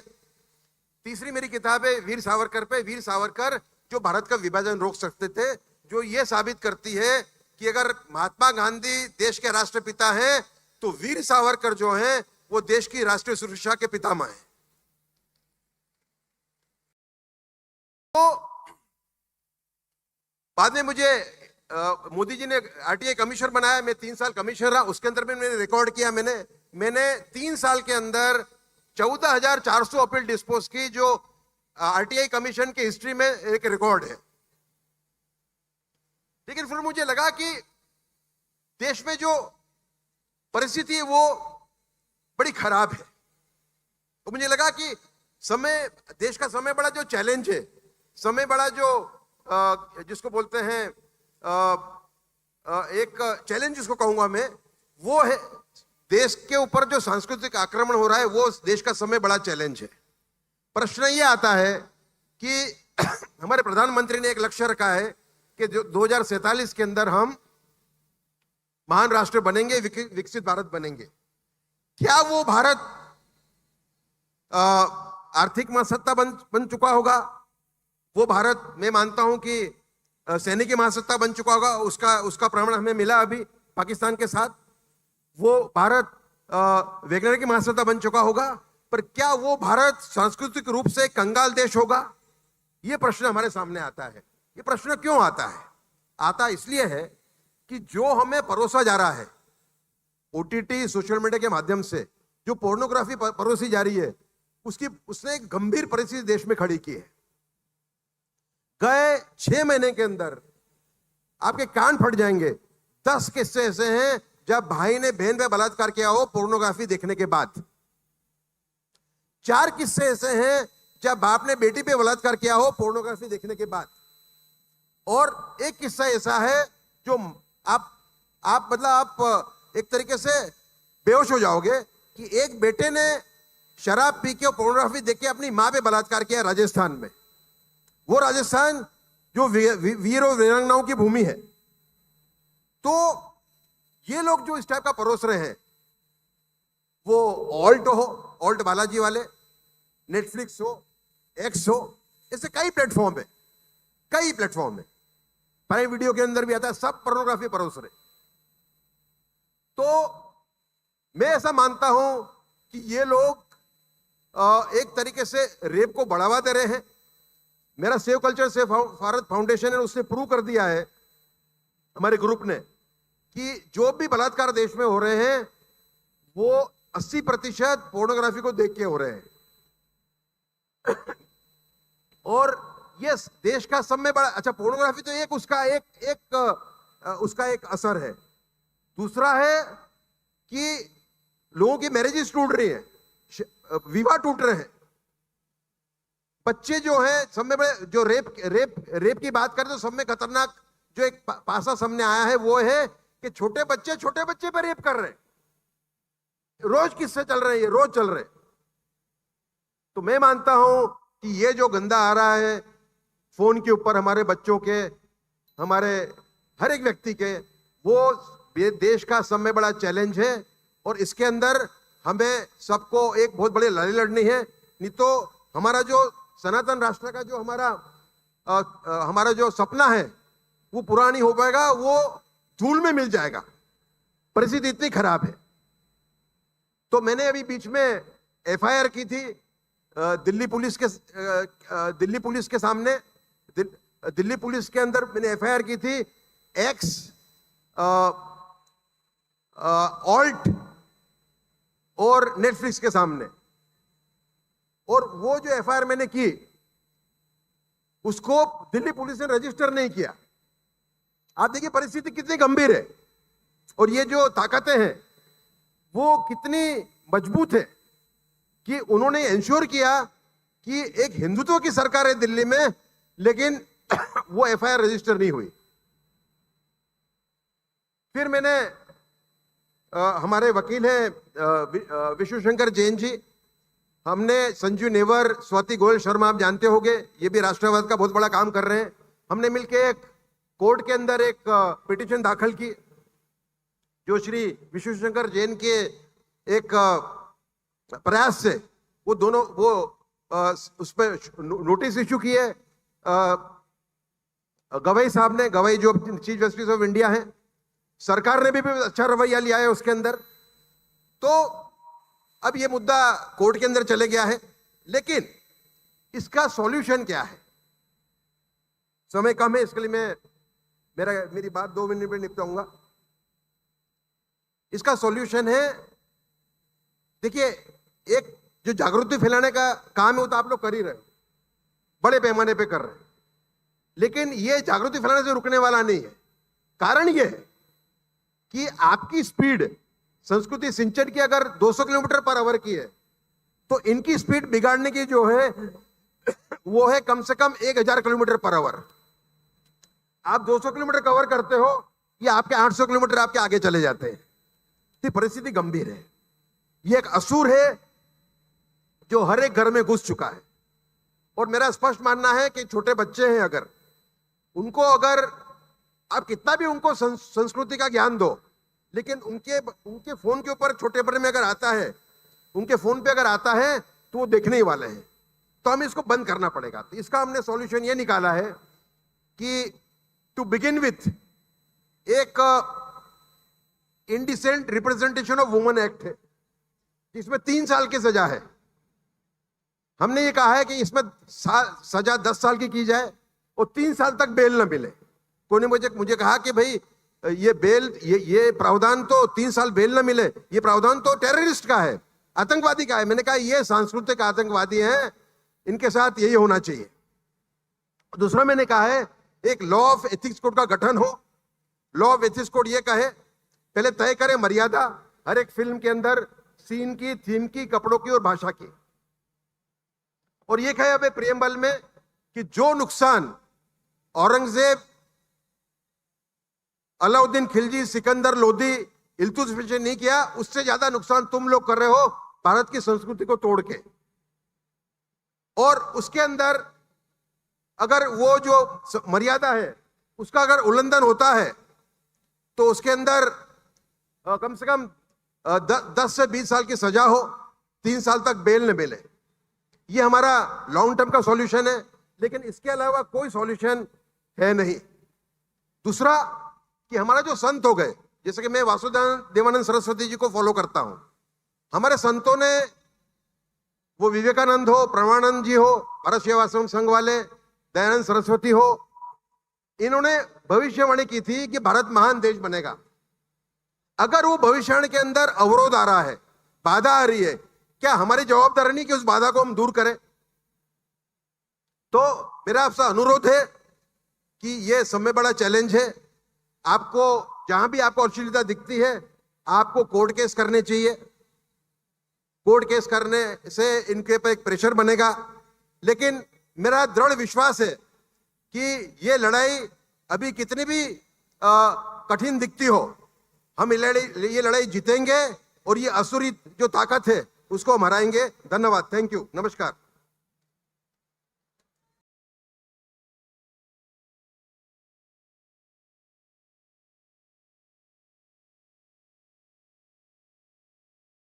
धन्यवाद उदय जी। हमारे भारतीय संस्कृति की रक्षा के लिए आप निरंतर रूप से संघर्षरत हैं और संवैधानिक रूप से उसके अंदर के जो प्रावधान है उसको दूर करने के लिए भी आप प्रयास कर रहे हैं। हम आपका बहुत बहुत धन्यवाद व्यक्त करते हैं। सभी के लिए एक महत्वपूर्ण सूचना है, कई लोगों के जो परिचय पत्र है पास है तो वो गुम हो रहे हैं। तो सभी से विनती है कि अपने पास जो परिचय पत्र है तो वो ध्यानपूर्वक रखें। इस सत्र में अब हमें श्री नीरज अत्री जी सनातन राष्ट्र के शत्रुओं का बोध इस विषय पर संबोधित करेंगे। आप समर्पित राष्ट्रवादी विचारक, लेखक एवं वक्ता हैं। चंडीगढ़ स्थित राष्ट्रीय इतिहास शोध एवं तुलनात्मक अध्ययन केंद्र के आप अध्यक्ष हैं। आपने इतिहास के विकृतीकरण के विरुद्ध संघर्ष किया है और आपकी पुस्तक ब्रेन वॉश रिपब्लिक में आपने शिक्षा व्यवस्था में छुपे वैचारिक प्रदूषण का उजागर भी किया है। मैं आपसे अनुरोध करता हूं कि आप हमारा संबोधन करें।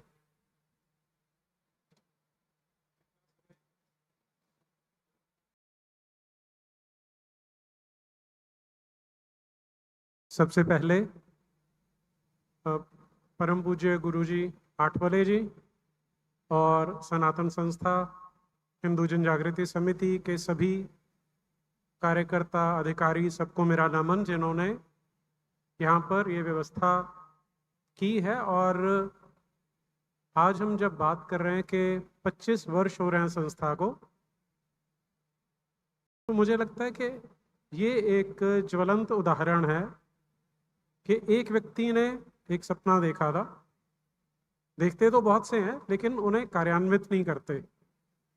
तो जो परम पूज्य जयंत आठवले जी ने सपना देखा, उसे जीवंत करने के लिए, पूरा करने के लिए तन मन से जुड़े वो, और आज वो संस्था इतना विराट रूप ले चुकी है कि ऐसा लगता है कि गुरुजी के ही बहुत सारे छोटे छोटे प्रारूप या जिन्हें हम क्लोन कहते हैं वो देखने को मिलते हैं आज हमें। तो मेरा नमन है इस संस्था को और गुरुजी को।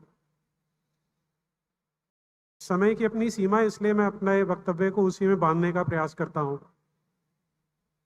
जब गोवा में लैंड करते हैं तो वहाँ से सनातन आश्रम तक आते हुए रास्ते में इतने सारे क्रॉस दिखाई देते हैं कि सोच के या देख के कहीं ना कहीं दुख होता है कि हमारे ही देश में हमें इतने सारे विधर्मी या मलेच्छ कैसे देखने को मिल जाते हैं। और अभी जब मैं आ रहा था रास्ते में तो आपने भी देखा होगा शंखनाद के पोस्टर लगे हैं बहुत जगह पर, और सामने एक बड़ी सी चर्च दिखाई दे रही थी जहां पर सेंट फ्रांसिस जेवियर की प्रतिमा मूर्ति दिखाई दे रही थी। शायद मूर्ति भी गलत शब्द है, स्टैचू दिखाई दे रहा था। अब ये कैसी विडंबना है कि जो देश हमेशा सच की खोज की बात करता है, जहां पर अपने अनुभव को अधिक महत्व दिया जाता है, वहां पर ऐसी विचारधारा जो केवल एक किताब की बात करती है और वो भी इतने बड़े झूठ के स्तर पे बात करती है, उसने इस गोवा में, न केवल गोवा में, पूरे देश में अपनी जड़ें फैला रखी हैं। कई बार जब मैं ये बात करता हूँ तो लोग प्रश्न पूछते हैं कि आप जब ईसाईयत को झूठ कहते हैं या क्रिश्चियनिटी को इतना बड़ा झूठ कहते हैं तो उसका आधार क्या है। तो आप अगर छोटी से छोटी घटना से लेके बड़े से बड़े त्योहार तक जाएंगे तो आपको सब जगह पे झूठ दिखाई देगा। सबसे सिंपल एग्जांपल देता हूं आपको। अभी ईस्टर जाके हटा है। हिंदुओं को नहीं पता कि ईस्टर क्या होता है और क्यों मनाया जाता है या कब मनाया जाता है, इसलिए उसकी चर्चा करने से भी पहले अगर हम क्रिसमस की बात करते हैं तो मैक्सिमम लोगों को पता होता है कि क्रिसमस इसलिए मनाई जा रही है क्योंकि जीसस क्राइस्ट का जन्म हुआ था उस दिन। और जो कहानी है वो ये है कि जीसस क्राइस्ट को किसी शासक ने बंदी बनाया, सूली पे टांगा, वो 3 दिन तक सूली पे लटका रहा और फिर पुनर्जीवित हो गया। अगर आप इस कहानी को समझने का प्रयास करेंगे तो आप पाएंगे कि सारी की सारी झूठ पे आधारित है। आज पश्चिमी देशों के जितने इतिहासकार हैं, जितने वहाँ पे डिपार्टमेंट ऑफ रिलीजियस स्टडीज हैं, वो सब मानते हैं कि जीसस क्राइस्ट नाम का कभी कोई व्यक्ति नहीं था। यदि नहीं था तो उसका जन्मदिन कैसे मनाया जा सकता है। अब इसके पीछे कहानी क्या है कि अगर आप अपने चारों ओर देखना शुरू करें तो हम जानते हैं कि वर्ष का सबसे बड़ा दिन, आजकल हम उसे अंतर्राष्ट्रीय योग दिवस के रूप में मनाते हैं, 21-22 जून को वर्ष का सबसे बड़ा दिन है। उसके बाद दिन छोटे होने शुरू होते हैं, रात बड़ी होनी शुरू होती है।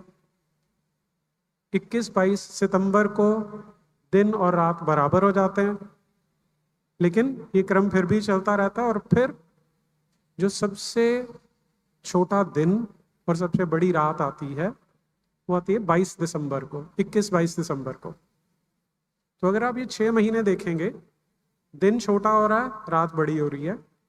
इसे जो पुरातन सभ्यताएं थी वो बोलती थी कि अंधेरे और उजाले का युद्ध चल रहा है, और इस युद्ध में जो अंधेरा है वो जीत रहा है और उजाला जो है वो हार रहा है। और 22 दिसंबर को अंधेरा पूरी तरह जीत जाता है और उजाला पूरी तरह से हार जाता है। उसके बाद अगर आप आसमान में देखना शुरू करेंगे तो 22, अब इन 6 महीनों में जो सूर्य उदय की जो स्थिति है, जो उसकी पोजीशन है, वो धीरे धीरे दक्षिण की ओर शिफ्ट होती है। और 22 दिसंबर को सूर्य उदय की पोजीशन अपने बिल्कुल दक्षिणतम स्थान पर पहुंच जाती है। उसके अगले 3 दिन 22, 23 और 24 दिसंबर को जो सूर्य उदय है वो एक ही स्थान से होता हुआ दिखाई देता है। और इन 3 दिन के बाद चौथे दिन वो जस्ट अपनी यात्रा जो उत्तर की ओर आरंभ होती है उसे शुरू करता है और दिन बड़े होने शुरू हो जाते हैं। तो अब फिर से लड़ाई शुरू हो गई है, लेकिन अब उजाला जीतना आरंभ कर देता है। इसे अगर आप क्रिश्चियनिटी से या क्रिसमस से तुलना करेंगे, उन्होंने बोला क्राइस्ट मरा 3 दिन मरा रहा, तो सूर्य मरा 22, 23, 24 3 दिन मरा रहा और फिर उसका पुनर्उदय होता है 25 तारीख को। इसे उन्होंने क्रिसमस बनाना शुरू कर दिया। तो जो सन SON सन ऑफ गॉड होना चाहिए था कि भगवान का सूर्य है, sorry SUN son of God होना चाहिए था, उसे उन्होंने SON सन ऑफ गॉड बना दिया। अब ये इतना बड़ा फ्रॉड है कि कोई व्यक्ति कभी था ही नहीं, उसके नाम पे मनाया जाता। अगर इतनी सी बात हम समझ लेते हैं तो ईसाइयत को, क्रिश्चियनिटी को बहुत बड़ा चैलेंज उसी से मिल जाता है। लेकिन इसमें 2-3 चीजें और आती हैं। लोग पूछते हैं फिर ये क्रॉस की कहानी कहाँ से आती है। तो अगर क्रॉस को समझना है आपने, जिन दिनों में ये घटना आसमान में घटती है 22, 23, 24, 25 दिसंबर, सूर्य उदय जहां पे होता है वहां पर एक नक्षत्र है जिसे क्रक्स बोलते हैं, CRUX, क्रक्स लैटिन भाषा का शब्द है। अगर आप इसका अनुवाद करेंगे तो ये इसे क्रॉस बोलते हैं। तो दूसरी कड़ी जोड़ लीजिए कि सन डाइड ऑन द क्रॉस, वहां पे मरा रहा 3 दिन और फिर पुनर्जीवित होता है। ये इसका एक पक्ष है। दूसरा जो पक्ष है वो आता है कि आज जब हम कह रहे हैं कि हम सन 2025 में हैं, तो 2025 में क्यों हैं? अब किसी से पूछेंगे तो बताएंगे कि आज से 2025 वर्ष पूर्व जीसस क्राइस्ट का जन्म हुआ था। अब वैसे तो ये कहानी कभी भी बनाई जा सकती थी, लेकिन 2025 वर्ष पहले ऐसा क्या हुआ था कि वहां से कैलेंडर शुरू किया जाता है। इसे समझने के लिए आपको एक बार फिर से एस्ट्रोनॉमी या खगोल विज्ञान का सहारा लेना पड़ता है। हम बोलते हैं कि धरती जो है अपनी एक्सिस पे, अपनी धुरी पे घूमती है। अब अगर जो एक्सिस है, जो धुरी है, बिल्कुल स्थायी हो, बिल्कुल सीधी रहे, तो सूरज के चारों ओर चक्कर लगाते हैं 365 दिन, तो हमें आसमान एक जैसा दिखाई देना चाहिए। जिसका अर्थ ये हुआ कि 1 जनवरी को जो नक्षत्रों की पोजीशन दिखाई देती है वो अगले वर्ष 1 जनवरी को भी वही दिखाई देनी चाहिए, उससे अगले वर्ष भी वही दिखाई देनी चाहिए। या कि अगर हम कोई भी दिन निश्चित कर लें, उस दिन हर वर्ष सूर्य की आसमान की जो स्थिति है, नक्षत्रों की जो स्थिति है, वैसी ही दिखाई देनी चाहिए। लेकिन इसमें एक छोटा सा परिवर्तन आता है कि जो धरती घूमती है तो उसकी धुरी बिल्कुल सीधी नहीं है। अगर आपने कभी देखा हो लट्टू कैसे घूमता है, तो वो अपनी धुरी पे हिलता रहता है, ठीक वैसे ही जो धरती की धुरी है वो भी अपनी पोजीशन पे धीमे धीमे डोलती है। इसे कहा जाता है प्रेसेशन ऑफ इक्विनॉक्सेस। और इसके परिणाम स्वरूप जो आसमान में नक्षत्रों की स्थिति है वो धीरे धीरे बदलती रहती है। आज अगर आप देखेंगे तो जो सूर्य है वो जिस नक्षत्र में है उसे बोला जाता है मीन राशि। अब एक राशि 30 डिग्री की होती है और 72 वर्ष में ये धुरी के घूमने के कारण जो सूर्य है वो 1 डिग्री अपनी पोजीशन शिफ्ट करता है। तो 72 को 30 से गुणा करेंगे तो 2160 वर्ष बनते हैं, जिसमें कि राशि बदल जाती है। यानी अभी अगर मीन राशि में दिखाई दे रहा है तो मीन राशि में उसने टोटल 2160 वर्ष तक रहना है, उसके बाद वो उससे पिछली राशि में जाएगा, अगली में नहीं जाता, क्योंकि ये एक्सिस पे जो डोलना है वो उल्टी दिशा में होता है, इसे प्री सेशन कहते हैं। अब आप अगर आज सबके लिए बड़ा आसान है इस चीज़ को वेरीफाई करना, सबके पास मोबाइल फ़ोन है, अगर आप गूगल में जाके डालेंगे तो मीन राशि को अंग्रेजी में पाइसेस बोलते हैं, PISCES। आप गूगल में जाके डालिए एज ऑफ पाइसेस, एज का अर्थ होता है युग, कि पाइसेस का युग, एज ऑफ पाइसेस डालेंगे तो आप अभी भी चेक कर सकते हैं, वो आपको दिखाएगा कि आज से 2025 वर्ष पहले जो सूर्य है वो मीन राशि में प्रवेश किया था, इसलिए कैलेंडर वहां से शुरू होता है। और ये रहेगा अभी लगभग 135 वर्ष रहेगा, उसके बाद शुरू हो जाएगी एज ऑफ एक्वेरियस, जिसे कुंभ राशि बोला जाता है। अब ये सब कभी कभी सुनने में अटपटा लगता है कि कहाँ पे फिजिक्स आ गई या मैथमेटिक्स आ गया, लेकिन अगर आप ये 2-3 चीजें समझ लेते हैं कि क्रिसमस का क्राइस्ट से कोई लेना देना नहीं है, वो सारी की सारी सूर्य की कहानी है, जो ये वर्षों की गणना है 2025 की, इसका क्रिश्चियनिटी से कोई लेना देना नहीं है, ये भी खगोल विज्ञान है। तो केवल इतने से आपको समझ में आ जाएगा कि एक बहुत बड़ा झूठ है जो ईसाईयत के नाम पे फैलाया गया है। असलियत में ना तो कोई जीसस क्राइस्ट कभी था, ना उसने कोई उपदेश दिए थे, जब कोई था ही नहीं तो उपदेश कहाँ से देगा, ना ही सूली पे टांगा गया था। अगर अब यहाँ पर इतने सारे संतगण भी हैं, मेरा निवेदन केवल इतना सा रहता है कि यदि आप ये 2-3 चीजें समझ जाते हैं तो इन्हें अगर हम अपने देश के आम लोगों तक पहुंचा देते हैं तो जो हमारे सामने ये 3-4 बहुत बड़े बड़े विकराल राक्षस खड़े हैं, एक जिहादियों का, एक मिशनरियों का, एक माओवादियों का, एक अभी जो उदय मुहूर्कर जी ने कहा वो किस्म का, इन सब में से कम इस एक ईसाईयत वाले से निपट सकते हैं, जो मुझे लगता है कि दिखने में उतना भयानक नहीं है, लेकिन वास्तविकता में ये सबसे भयानक राक्षसों में से एक है। अब रास्ते में जब मैं आ रहा था यहाँ गाड़ी में, तो कुछ जगह पे पोस्टर लगे हुए थे ईस्टर के सेलिब्रेट ईस्टर, अभी कुछ हफ्ते पहले होके हटा है। मैं जब अपने स्टूडेंट्स से बात करता हूँ कि ईस्टर की छुट्टी मनाई थी तो क्या किया था या क्यों मनाई थी, तो किसी को पता नहीं होता। आप ईसाईयत के जितने त्योहार देखेंगे वो उन्होंने पुरातन संस्कृतियों से चोरी करके बनाए हैं। और ईस्टर भी कब मनाया जाता है, आप फिर से गूगल खोल के चेक कीजिएगा, वो उसमें बताते हैं कि सारे का सारा सूर्य से जुड़ा हुआ है। अब क्रिसमस का मैंने बता दिया कि जब सबसे छोटा दिन था उसके बाद बड़े होने शुरू होते हैं। फिर ये बराबर कब होते हैं, दिन और रात एक बार फिर से 21-22 मार्च को बराबर हो जाते हैं, जिन्हें इक्विनॉक्स कहते हैं।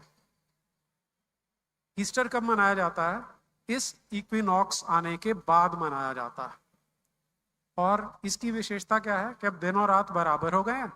अब जो अंधेरे और उजाले की लड़ाई थी उसमें सूरज ने जीतना शुरू कर दिया है, अंधेरे ने हारना शुरू कर दिया है, इसलिए अब ईस्टर मनाया जा सकता है। ये मोटा मोटा खेल है क्रिश्चियनिटी का और क्रिसमस का। लेकिन जब आप जाएंगे फील्ड में, जब आप बाहर जाके बात करेंगे, तो आप पे इस पे बहुत सारे प्रश्न पूछे जाते हैं कि क्या इतनी सारी दुनिया मूर्ख है जो ये मना रही है। तो इसका केवल एक ही उत्तर है, वो एक ना कहावत आती है, you can fool some people for some time, you can fool all the people for some time, but you cannot fool all the people for all the time. कि आप सभी लोगों को कुछ समय के लिए मूर्ख बना सकते हैं, कुछ लोगों को सदा के लिए मूर्ख बना सकते हैं, लेकिन सभी को सदा के लिए मूर्ख नहीं बना सकते। अब क्रिश्चियनिटी के पास इतने सारे रिसोर्सेज हैं, इतना सारा उनका बजट है कि उन्होंने पूरे विश्व को लगभग 1800 वर्ष तक मूर्ख बना लिया। अब समय आया है कि हम इस मूर्खता से बाहर आएं और ये जो मलेच्छ संस्कृति हमारे ऊपर हावी हो रही है, इसे उतार के फेंकें और सनातन राष्ट्र की स्थापना की ओर तेजी से बढ़ें और उसके बाद सनातन विश्व की कल्पना करें। इसी आशा के साथ मैं अपनी वाणी को विराम देता हूं। आपने सुना, उसके लिए आपका बहुत बहुत आभार। धन्यवाद।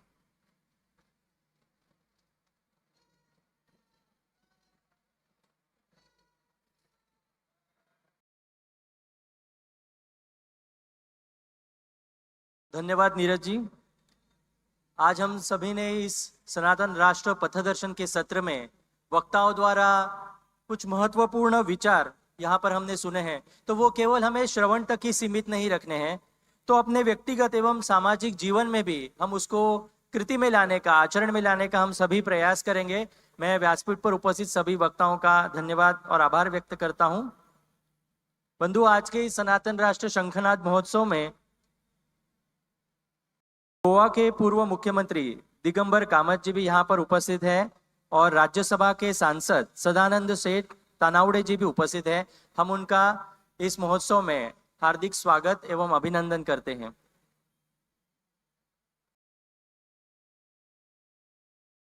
अब इस सत्र में आगे व्यासपीठ पर उपस्थित मान्यवरों के कर कमलों द्वारा ग्रंथ का लोकार्पण होगा। हिंदू राष्ट्र का हवे, हिंदू राष्ट्र क्यों आवश्यक है, ये जो ग्रंथ है इसका मराठी ई बुक का लोकार्पण व्यासपीठ पर उपस्थित मान्यवरों के कर कमलों द्वारा होगा। मैं सभी वक्ताओं से निवेदन करता हूं कि वे इस ई बुक का लोकार्पण करें।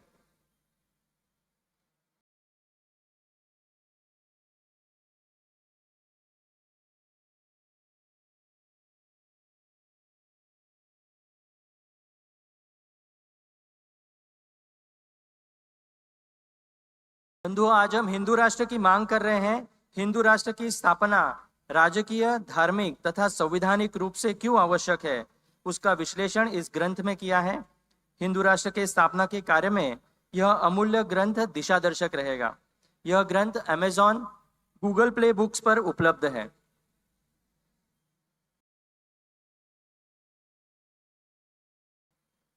हिंदू राष्ट्र का हवे, इस मराठी ई बुक का आज वक्ताओं के कर कमलों द्वारा विमोचन, लोकार्पण हुआ है। मैं सभी वक्ताओं का धन्यवाद व्यक्त करता हूं।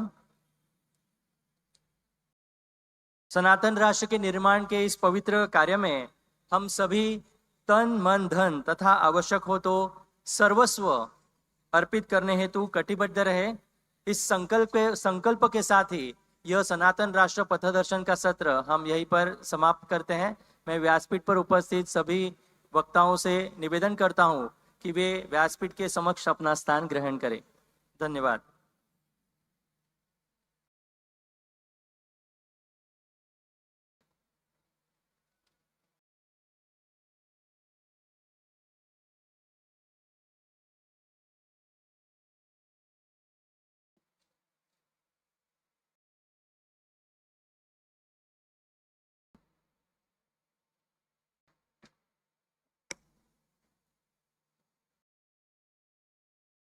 सभी के लिए कुछ महत्वपूर्ण सूचनाएं यहाँ पर हम बता रहे हैं।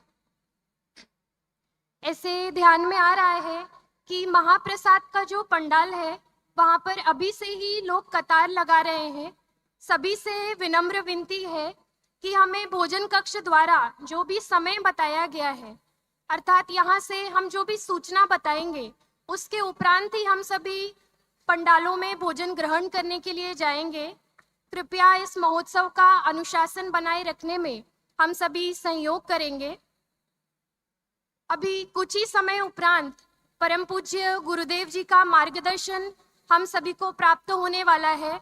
इसलिए जो भी लोग, जो भी धर्मबंधु पंडाल से बाहर या मैदान में खड़े हैं, उन सभी से विनती है कि हम सभी अपने अपने स्थान ग्रहण करें। पानी के संदर्भ में कुछ महत्वपूर्ण सूचना है कि पहले पानी की व्यवस्था बाहर की गई थी। अभी भोजन कक्ष के अंदर ही हमें पानी की सुविधा उपलब्ध होगी, तो हम सभी उसका लाभ ले सकते हैं। अभी हम सुरक्षा के संदर्भ में कुछ महत्वपूर्ण सूचनाएं समझेंगे। बंधुओं, हम सभी किसी भी प्रकार की आपातकालीन स्थिति का सामना करने के लिए सिद्ध हैं, इसलिए हम सभी निश्चिंत रहें। यदि किसी भी प्रकार की कोई भी आपातकालीन स्थिति निर्माण होती है, तो कृपया उस समय भगदड़ ना हो, यह ध्यान देना हम सभी के लिए आवश्यक है। ऐसे समय में कृपया हम सभी शांतता बनाए रखें और घबराएं नहीं। हमें यह ध्यान देना होगा कि हमें ऐसी स्थिति में भागना नहीं है। धीमी गति से चलते हुए हमें एग्जिट द्वार अर्थात निकास द्वार की ओर जाना है। जिनके साथ छोटे बच्चे हैं, कृपया उनकी ओर भी हम निरंतर ध्यान दें। भीड़ की जो जगह है, जैसे भोजन, प्रदर्शनी, पानी जैसी सुविधाओं के स्थानों पर भी हम ध्यान दें कि एक साथ अधिक भीड़ ना हो। इसके लिए जो भी निर्देश हमें सुरक्षा कर्मियों द्वारा, स्वयं सेवकों द्वारा दिए जा रहे हैं, उसका हम सभी पूरी निष्ठा से पालन करें। अगर कोई भी आसपास हमें अनुचित घटना या संदिग्ध व्यक्ति ध्यान में आए, तो आपके नजदीक में जो भी स्वयं सेवक है, उनको तत्परता से सूचित करें।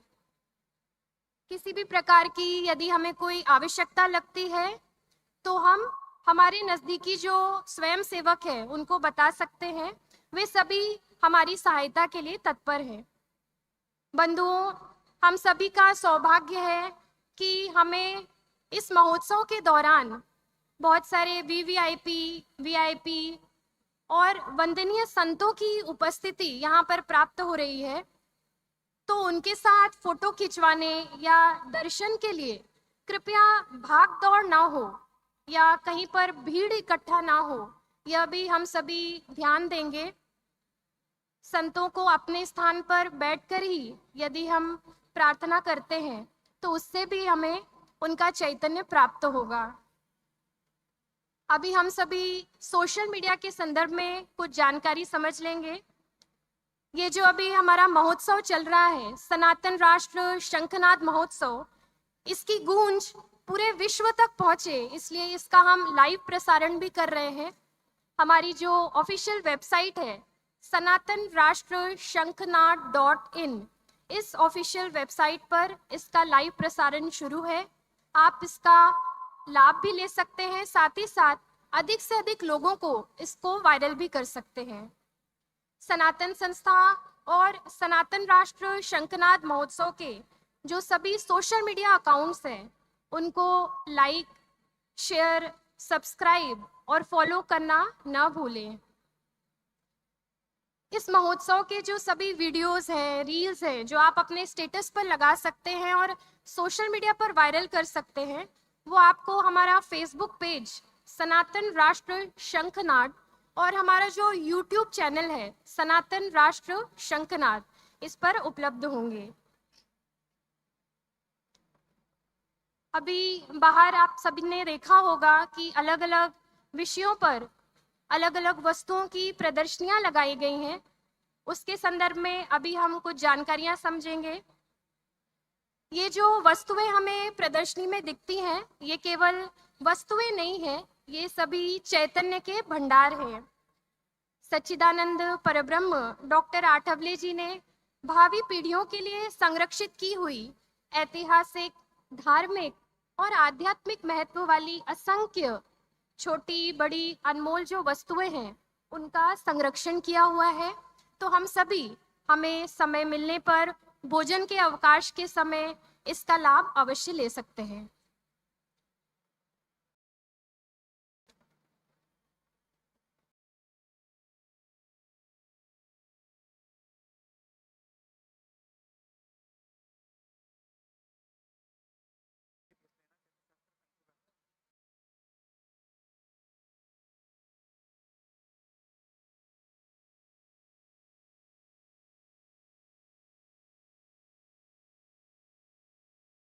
सभी को प्रणाम। हम अगले सत्र की ओर अभी मुड़ेंगे। जो हमारा अगला सत्र है, यह एक ऐसा सत्र है जिसमें हम इस सनातन राष्ट्र शंखनाद महोत्सव की जो दिव्य विभूति है, उस दिव्य विभूति के विषय में जानने का एक हमारा छोटा प्रयास है। उसके पूर्व मैं आपको कुछ यहाँ पर स्क्रीन पे अभी दिखाना चाहूँगा कि सनातन राष्ट्र शंखनाद महोत्सव जो हुआ, उस महोत्सव का जो निमंत्रण पत्र आप सभी को मिला, उस निमंत्रण पत्रिका के ऊपर भगवान श्री कृष्ण का विश्व रूप दर्शन यह चित्र था। तो यह चित्र हमने क्यों दिखाया?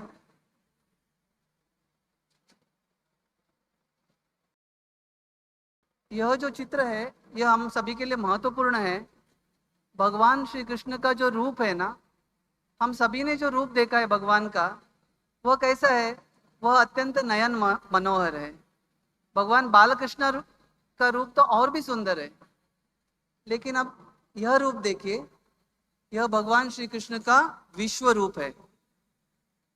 यह जो विश्व रूप है यह इतना तेजस्वी था कि वह रूप अर्जुन को सहन नहीं हुआ।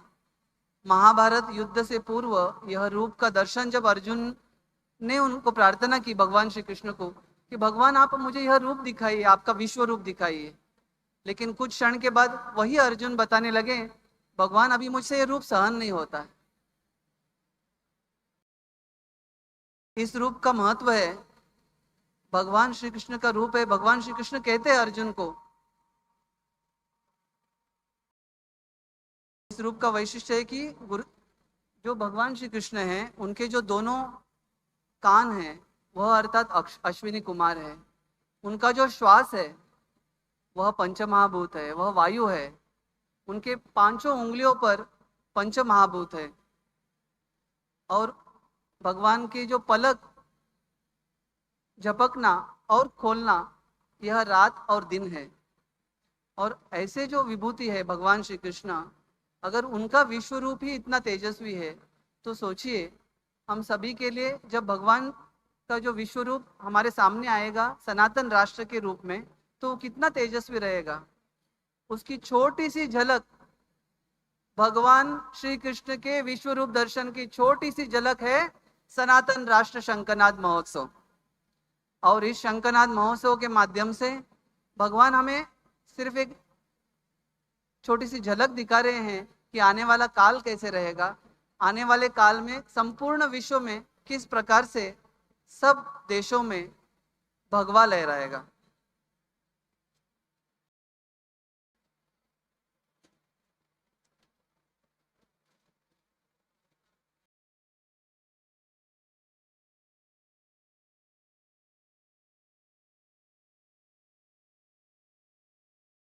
अभी हम अगले कार्यक्रम की ओर बढ़ते हैं। सनातन राष्ट्र शंखनाद महोत्सव का आयोजन सनातन संस्था ने किया। सनातन संस्था के साधकों ने अथक प्रयास किए। साधक बहुत कष्ट कर यहाँ पे आए, उन्होंने आयोजन किया। हर एक मान्यवर यहाँ पे भी, उन्होंने भी अनेक कष्ट करके यहाँ पे आए। इस महोत्सव का जो दिव्य आयोजन हुआ, उसके पीछे जो प्रेरणा स्रोत है वो है हम सभी के गुरुदेव सच्चिदानंद परब्रह्म डॉक्टर आठवले जी। विचार कीजिए बंधुओं, एक छोटी संस्था को आरंभ करने के पश्चात उन साधकों में दैवी ऊर्जा प्रक्षेपित करना और ऐसे सहस्रों साधकों को तैयार करके उनको एक सूत्र में बांधना,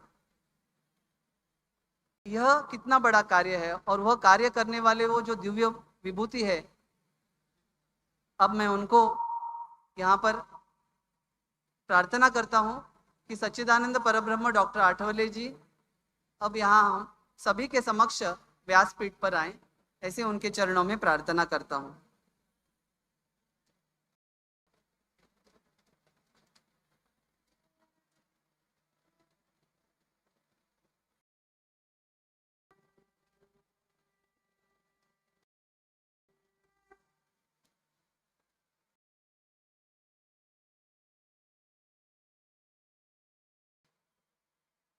अब हम गुरुदेव जी को नमन करेंगे, इसलिए मैं अब यहाँ पर श्री कार्तिक साळुंके इनको आमंत्रित करता हूँ।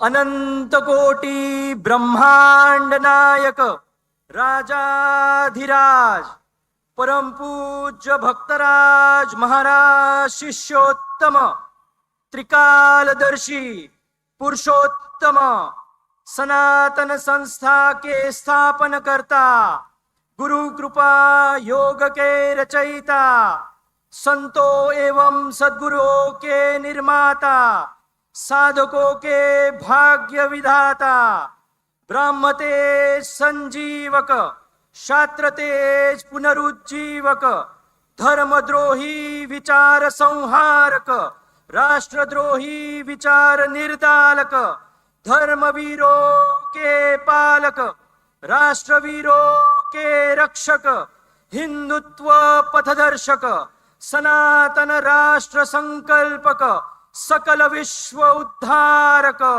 वैश्विक सत्व गुण संघटक ब्रह्मांड ज्ञान संग्राहक ब्रह्मानंदी अध्यात्म शोधक भक्तवत्सल करुणा निधान अध्यात्म के आधुनिक रचनाकार महर्षि उद्घोषित श्री विष्णु अवतार अहम शून्य अनादि अनंत साधक हृदयाधिराज एकमेवा द्वितीय राष्ट्रगुरु धर्मगुरु ज्ञानगुरु मोक्षगुरु जगद्गुरु श्रीमंत श्री गुरु कृपाधिपति सच्चिदानंद परब्रह्म डॉक्टर जयंत अठवले जी की सच्चिदानंद परब्रह्म डॉक्टर जयंत अठवले जी की सच्चिदानंद परब्रह्म डॉक्टर जयंत अठवले जी की।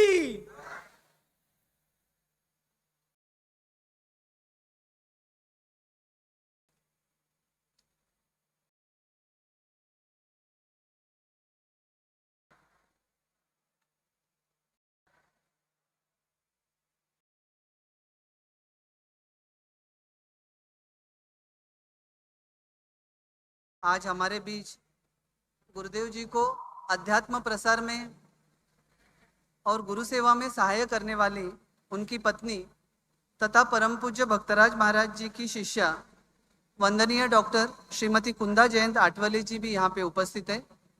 मैं उनसे प्रार्थना करता हूँ कि वे अब व्यासपीठ पर आए।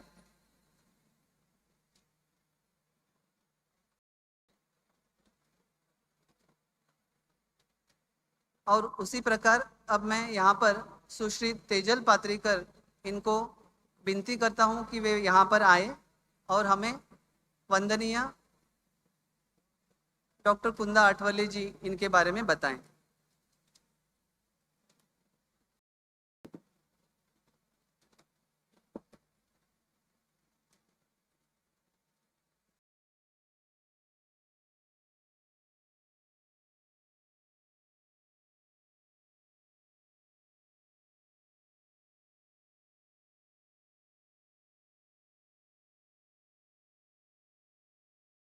नमस्कार।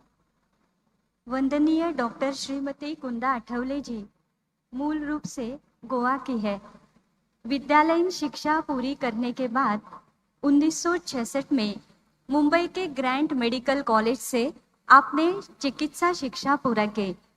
इसके बाद आपने एमपीएससी की परीक्षा में उत्तीर्ण कर क्लास 2 ऑफिसर के रूप में सरकारी नौकरी की। कुछ समय नौकरी करने के बाद आपने इंग्लैंड में पहली बार एशफर्ड स्थित जनरल अस्पताल में सीनियर हाउस ऑफिसर के पद पर और बाद में ऑक्सफोर्ड स्थित रैडक्लिफ इन्फर्मरी अस्पताल में रजिस्ट्रार के रूप में काम किया। भारत लौटने के बाद आपका विवाह सच्चिदानंद परब्रह्म डॉक्टर आठवले जी से हुआ। विवाह के बाद आपने सच्चिदानंद परब्रह्म डॉक्टर आठवले जी को सम्मोहन क्षेत्र में शोध कार्य करने, विभिन्न संतों से अध्यात्म सीखने और परम पूज्य भक्तराज महाराज जी की पूर्णकालीन सेवा करने के लिए हर पग पर उनका साथ दिया। गुरु प्राप्ति के बाद आपने सच्चिदानंद परब्रह्म गुरुदेव जी के साथ अपनी सारी संपत्ति का त्याग कर दिया। उच्च शिक्षा प्राप्त होते हुए भी परम पूज्य भक्तराज महाराज जी और उनके उत्तराधिकारी परम पूज्य रामानंद महाराज जी की अनेक वर्षों तक आप सेवा करती रही है। अभी भी आप इंदौर स्थित आश्रम में सेवारत है। आपके इस शिष्य भाव के कारण अनेक संतों ने आपको आशीर्वाद दिए हैं। आपने अमृतमय गुरु गाथा नामक ग्रंथमाला लिखी है, जिसके 5 ग्रंथ प्रकाशित हो चुके हैं। आपने सच्चिदानंद परब्रह्म गुरुदेव जी के व्यापक अध्यात्म प्रसार के कार्य में विभिन्न प्रकार से योगदान दिया है। 1998 में आप अध्यात्म प्रसार के लिए अमेरिका में भी गई थी। आपने सच्चिदानंद परब्रह्म गुरुदेव जी को जो समर्थन दिया, उनके कारण सनातन संस्था के कार्य की नींव रखी गई। इसके लिए हम सभी साधक आपके चरणों में सदैव कृतज्ञ हैं। अब हम वंदनीय डॉक्टर कुंदा आठवले जी, इनका सम्मान करेंगे। मैं सनातन की साधिका श्रीमती ज्योति नरेंद्र दाते जी से विनती करती हूँ कि वे उनका सम्मान करें।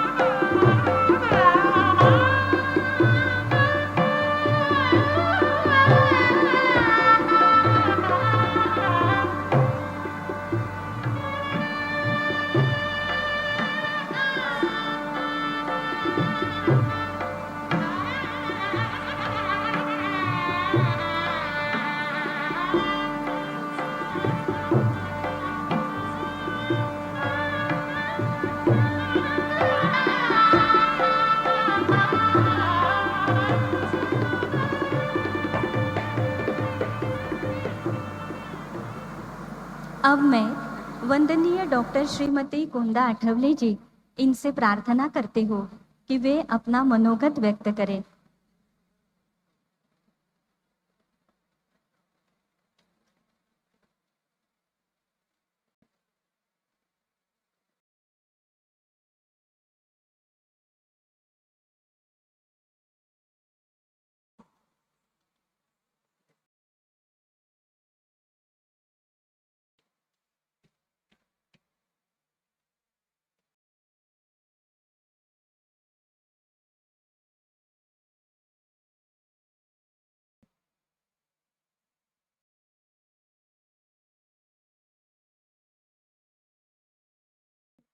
झाले? हॅलो हॅलो हॅलो हॅलो येतोय? हॅलो हॅलो येतोय? हरिओम तत्सत। आज इधर उपस्थित अध्यात्म जग के वंदनीय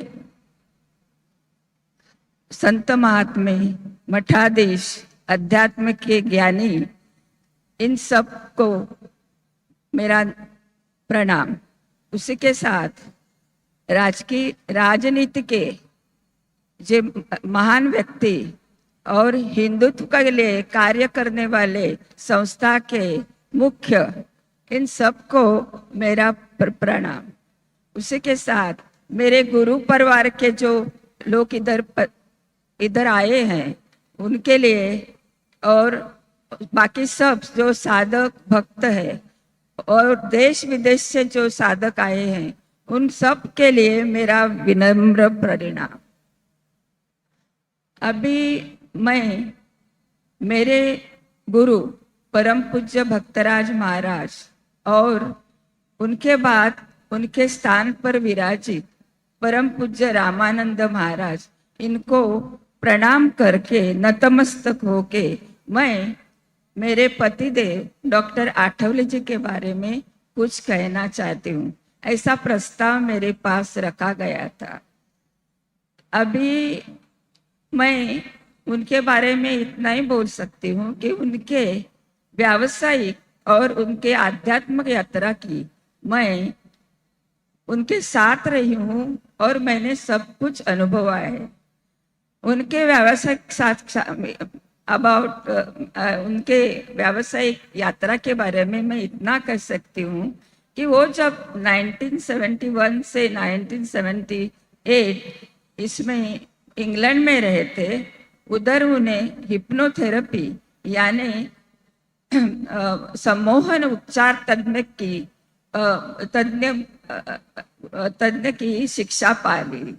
उस शिक्षा में उन्होंने संशोधन पे किया, कुछ शोध निबंध भी लिखे और इंटरनेशनल सोसाइटी में भी उन्होंने वो भेज दिए थे। उनकी बहुत सराहना भी हो गई थी।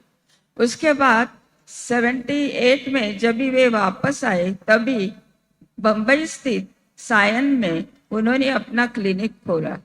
क्लिनिक के में उन्हें वही उपचार पद्धति का उपचार करके अपने मानसिक रोगी को भी अच्छा किया और उनको सामान्य जीवन जीने को लगाया।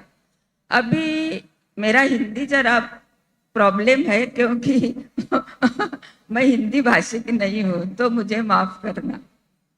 तो ये जब ये उपचार चल रहे थे तो तभी भी उनका संशोधन चालू रहता था और उसी के साथ उन्होंने उपचार करके अपनी खुद की उपचार प्रणाली निर्माण की और वो जो उपचार है वो पर्सनालिटी डेवलपमेंट ऐसा उसका नाम था। तो वो उन्होंने clinical hypnosis for international society for clinical hypnosis इनको भेज दी। उधर भेजने के बाद उसकी बहुत सराहना हो गई और बड़े बड़े जो मनोविकार तज्ञ थे उनके उधर के, तो उन्होंने उनको खत भी लिखे और उनको बहुत शाबाशी भी दी। उसके बाद युक्ला यूनिवर्सिटी के जो हेड ऑफ द डिपार्टमेंट थे साइकियाट्री के, उन्होंने उनको गेस्ट लेक्चरर के इससे उनको युक्ला में यानी कैलिफोर्निया में उनको बुला लिया। तो उन्होंने वो मान्य किया और उनको दिसंबर 86 में बुलाया था। तो वो कभी अमेरिका में नहीं गए थे, तो उन्होंने उनको लिखा कि मैं अभी आ नहीं सकता क्योंकि अभी तो क्रिसमस टाइम है, मुझे इधर उधर जाने के लिए बुकिंग नहीं मिलेगा, तो मैं मार्च में आऊँगा 87 में विंटर अपना स्प्रिंग सेशन में। तो वो लोगों ने मान लिया। लेकिन नियति के मन में तो कुछ और ही था, क्योंकि जो ये रोगियों के साथ बात करते थे और उनके परिवार के साथ बात करते थे, तभी वो अध्यात्म के बारे में बोलते थे, अध्यात्म के उपचार के बारे में बोलते थे।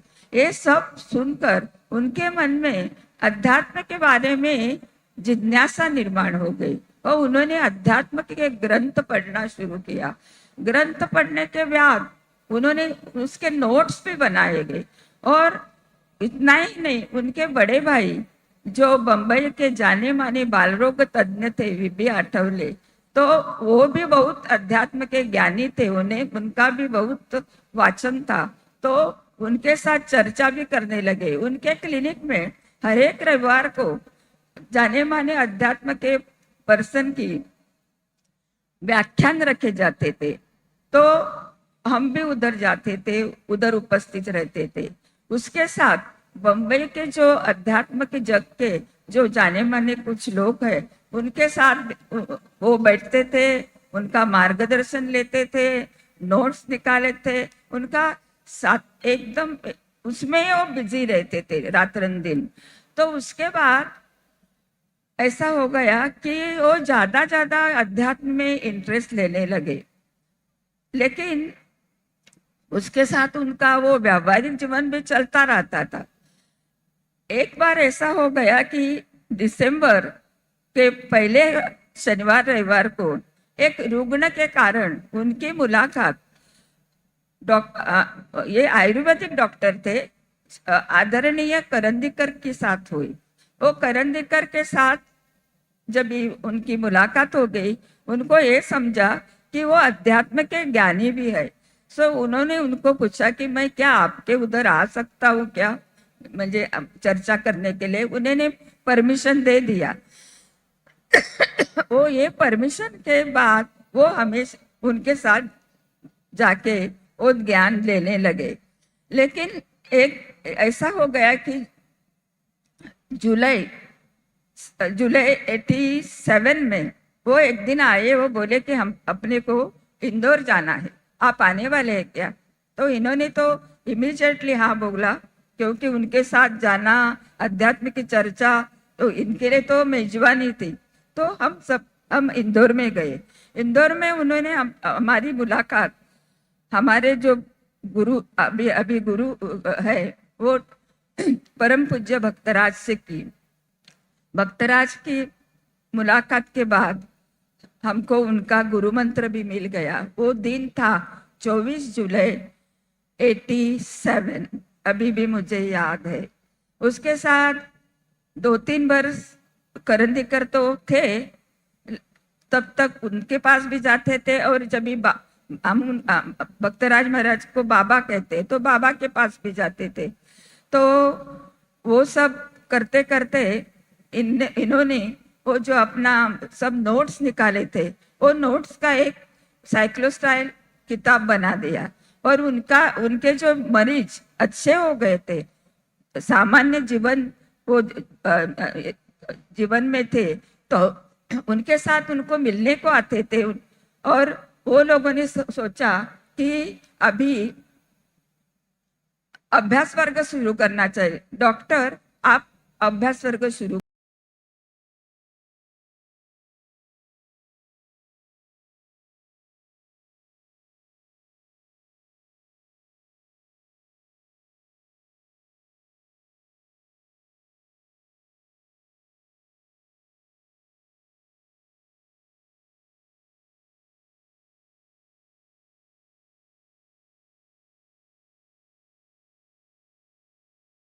करो।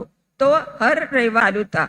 उसके साथ भक्तराज जी भी अभी जब भी करंदी करने दे रखा, तभी जब भी करंदी करने दे रखा, तभी वो करंदी कर बाबा के साथ जाने लगे। बाबा अपने भक्तों को मिलने के लिए इधर उधर जाते थे, कभी नासिक जाते थे, पुणे जाते थे, सांगली जाते थे, तो कांदड़ी जाते थे। कांदड़ी उनके पुरखों का घर है, उधर राम मंदिर है, अभी उनकी समाधि उधर ही है, तो उधर भी जाते थे। तो ऐसा करके वो उनका व्यावहारिक जीवन, आध्यात्मिक जीवन साथ साथ चलता था और ये अभ्यास वर्ग व्याख्यान भी चलता था।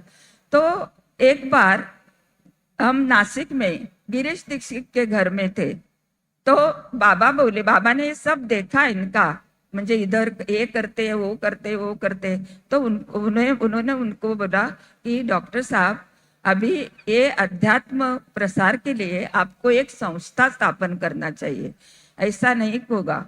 और उन्होंने अध्यात्म की संस्था कैसी होनी चाहिए इसका सुंदर विवेचन किया और उनको बोला कि, और उसका नाम भी रख दिया।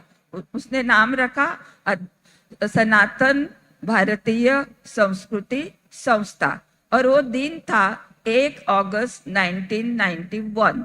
तो इट वाज द मदर, एकदम ये संस्था की वो मदर संस्था थी, और उसके इस संस्था से वो सब कार्य चालू रहा। इस संस्था के माध्यम से उन्होंने अपने गुरु के 3-4 गुरु पूर्णिमा किया। उसके साथ उनका जो अमृत महोत्सव था इंदौर में बड़ी पैमाने से वो हो गया, बहुत लोग आए थे, बहुत अच्छा महोत्सव हो गया। और ये सब देख के एक बार हम उनके साथ विशाखापट्टनम गए थे, तो विशाखापट्टनम में प्रभात कुमार जी के घर में थे, तो पहली बार ये गए थे, तो उन्होंने फोटोग्राफर बुलवाया था उनके परिवार के साथ।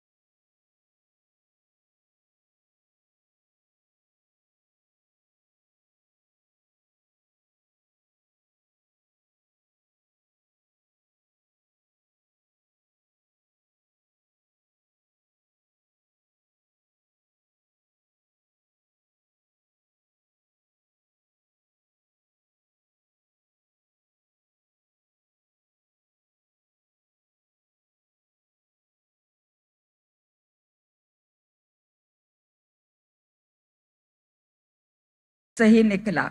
अभी कल ही ये जो सब लेक्चर चल रहे थे, व्याख्यानें चल रही थी, तभी किसी ने बोला कि ये जो सब समारोह है, ये सब चल रहा है, उसमें कोटि कोटि का खर्चा हो गया, ये हो गया, उसके बारे में भी बोलती है।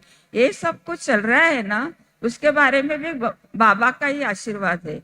एक बार हम इधर गए थे, तिरुपति गए थे, किसी की शादी थी, उनके का शिष्यवर के सिस्टर की, तो हम गए थे।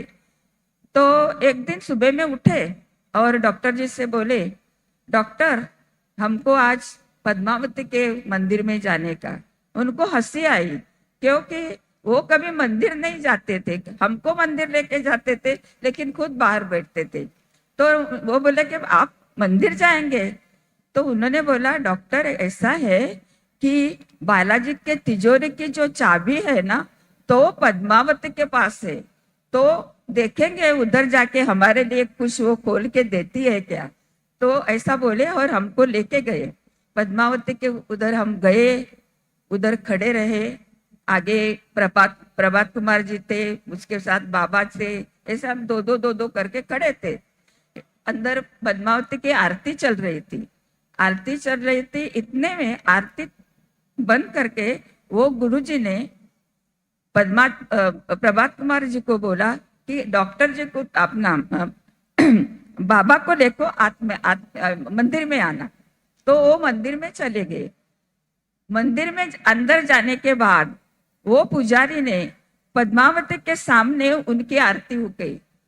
तो प्रभात कुमार जी तो एकदम चौंक गए कि इट वॉज इम्पॉसिबल, ये तो ऐसा हो ही ना सकता। तो बाहर आए। बाहर आने के बाद उन्होंने पुजारी को बोला कि ये आपने ऐसा क्यों किया। तो उन्होंने बोला, पद्मावती ने मुझे बोला कि उनकी आरती करो। तो ये जो धन है हमको ला है, वो भी पद्मावती के अपना बालाजी के तिजोरी से आया है, बाबा ने मंगवा दिया है अपने लिए। तो हमको बाबा जी की कृपा है, वो इन पर ऐसी बरसनी चाहिए। दूसरी ये है कि रामानंद महाराज, वो भी इन पर इतनी मेहरबानी करते थे, इतनी उनका प्रेम था, आस्था थी। जरा भी उनको कुछ हो गया, वो उधर आते थे, उनको मिलते थे। और इन्होंने भी रामानंद महाराज की इतनी सेवा नहीं की, लेकिन बाबा की बहुत की। उनके हर एक जब तो उनका स्वास्थ्य बिगड़ जाता था, वो चले जाते, उनकी सेवा करते। महीनों तक हम उधर रहे, महीनों तक उनकी सेवा की है। और बाद में उनके बाद रामानंद महाराज की भी हमको प्रेम मिला, आस्था मिला। इनको जरा भी कुछ हो जाता, वो इंदौर से चले आते इनको मिलने को। उनको उधर समझ जाता कि हाँ, इनका स्वास्थ्य बराबर नहीं, क्योंकि स्वास्थ्य बिगड़ने के कारण वो बाहर नहीं जा सकते थे। और ऐसा है। तो मुझे आज इतना ही आपको बोलना है कि ये जो सब कुछ चल रहा है, इनकी भावना यही है, आपकी कृपा से सब हो रहा है, करते हो तुम कन्हैया, मेरा नाम हो रहा है। ऐसी उनका ये है। नमस्कार।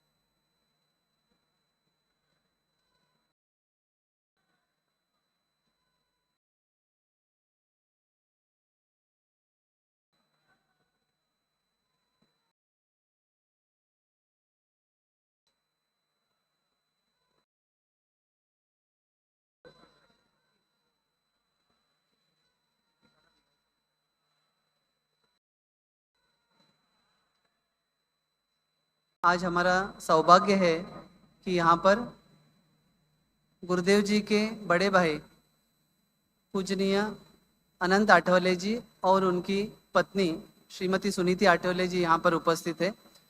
उनके विषय में बताने के लिए अब मैं यहाँ पर कार्तिक साड़ोंके इनको आमंत्रित करता हूँ।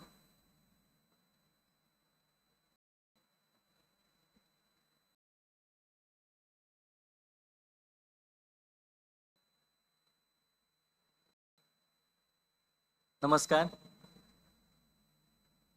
पूजनीय अनंत बालाजी आठवले जी, इनका मैं आप सभी के समक्ष परिचय रखता हूं। सनातन संस्था के संस्थापक सच्चिदानंद परब्रह्म डॉक्टर आठवले जी के ज्येष्ठ बंधु ज्ञान योगी संत पूज्य अनंत बालाजी आठवले जी एक स्थापत्य अभियंता बीई सिविल है। बचपन से ही ईश्वर और ब्रह्म के प्रति आपकी जिज्ञासा जागृत हो गई थी और आपने तत्वज्ञान पर अनेक ग्रंथों का अध्ययन किया। उनकी रुचि तत्वज्ञान पर आधुनिक विद्वानों के ग्रंथ पढ़ने की अपेक्षा सदैव मूल संस्कृत भाषा के ग्रंथ पढ़ने की ओर रही। उन्होंने गीता ज्ञान दर्शन और अध्यात्म शास्त्र के विभिन्न अंगों का बोध, ये दो ग्रंथ, तथा अध्यात्म शास्त्र के विविध विषयों का बोध, यह लघु ग्रंथ लिखा है। इनमें से गीता ज्ञान दर्शन ग्रंथ शास्त्र के गीता ज्ञान दर्शन ग्रंथ मराठी एवं हिंदी भाषा में प्रकाशित हुआ है। अध्यात्म शास्त्र के विभिन्न अंगों का बोध तथा अध्यात्म शास्त्र के विविध विषयों का बोध, यह लघु ग्रंथ मराठी भाषा में प्रकाशित हुआ है। उन्होंने गीता ज्ञान दर्शन नामक ग्रंथ लिखा है। इस ग्रंथ के माध्यम से बड़े ग्रंथ न पढ़ने वाले साधकों के लिए गीता को समझना और गीता का वास्तविक मर्म समझना सरल हो गया है। उनका मराठी भाषा के साथ साथ हिंदी भाषा पर भी प्रभुत्व है। आज 89 वर्ष के आयु में भी वे सनातन की वेबसाइट के लिए मराठी भाषा के लेखों का हिंदी में अनुवाद करने की सेवा करते हैं। साथ ही सनातन प्रभात पत्रिका के लिए नए नए लेख भी लिखते हैं। वे आज हमारे बीच में उपस्थित हैं, इसलिए हम उनका कृतज्ञता पूर्वक इस महोत्सव में सम्मान करने वाले हैं। मैं सनातन संस्था के धर्म प्रचारक संत पूजनीय प्रदीप खेमका जी तथा पूजनीय सुनीता खेमका जी, इनसे प्रार्थना करता हूँ कि वे पूज्य अनंत बालाजी आठवले जी और उनकी धर्मपत्नी सुनीता आठवले जी इनका सम्मान करें।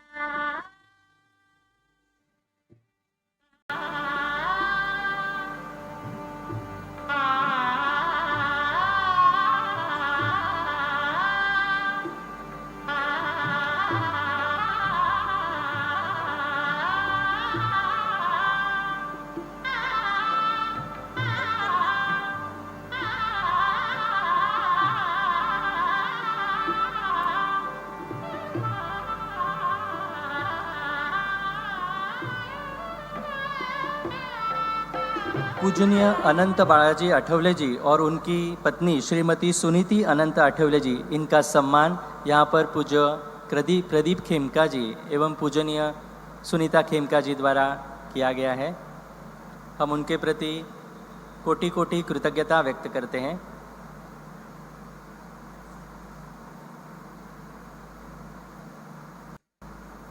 पूजनीय अनंत बालाजी आठवले जी ने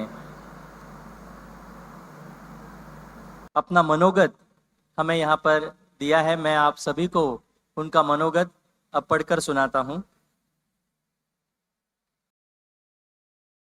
सच्चिदानंद परब्रह्म डॉक्टर जयंत बालाजी आठवले जी की 83वीं वर्षगांठ। देह की आयु बढ़ती ही जाती है, वर्षगांठ आती ही रहती है, किंतु व्यक्ति का महान संकल्प उसे आदरणीय और उसकी वर्षगांठ को स्मरणीय बनाता है। मूलतः डॉक्टर आठवले जी ने लोगों को अध्यात्म शास्त्र पढ़ाने के लिए सनातन संस्था की स्थापना की, किंतु लोगों को केवल अध्यात्म शास्त्र पढ़ाने की अपेक्षा उनको पूर्ण समय साधना में लगाना चाहिए और पूर्ण समय साधना करने के लिए उन्हें उनके निवास एवं उदर निर्वाह की चिंता से दूर रखना चाहिए। यह ध्यान में लेकर डॉक्टर आठवले जी ने साधकों के योगक्षेम का दायित्व अपने ऊपर लिया। वे साधना केवल सिखाते नहीं तो साधना करा लेते हैं। आगे चलकर उनके कार्य की व्याप्ति बढ़ी। आज उनकी वर्षगांठ के दिन उनके उपर्युक्त कार्य के साथ ही उन्होंने विचारों को उचित दिशा देने के लिए, जनमानस में भक्ति जागृत करने के लिए, परंपरागत उच्च संस्कार अंगीकृत करने के लिए, हिंदुत्व जगाने के लिए, हिंदुओं को संगठित करने के लिए, धर्म संस्थापना के लिए किए अथक प्रयासों का विशेष स्मरण हो रहा है। भगवान श्री कृष्ण जी श्रीमद् भगवद गीता के अध्याय 10 श्लोक 41 में कहते हैं, यद्भिमूति मत्सत्वम श्रीमद् दुर्जितमेव वा तत्देवा वगच्छत्वम मम तेजो शशंभवम। अर्थात जो वैशिष्ट्यपूर्ण, कांतिमान, ऊर्जायुक्त अस्तित्व है उसको मेरे तेज के अंश से ही उत्पन्न हुआ जानो। आज के समय में वैसा एक अस्तित्व है डॉक्टर जयंत आठवले। उनके सभी संकल्पों को, विशेषकर धर्म स्थापना और सनातन राष्ट्र स्थापना के संकल्पों को सिद्धि प्राप्त हो। अनंत आठवले।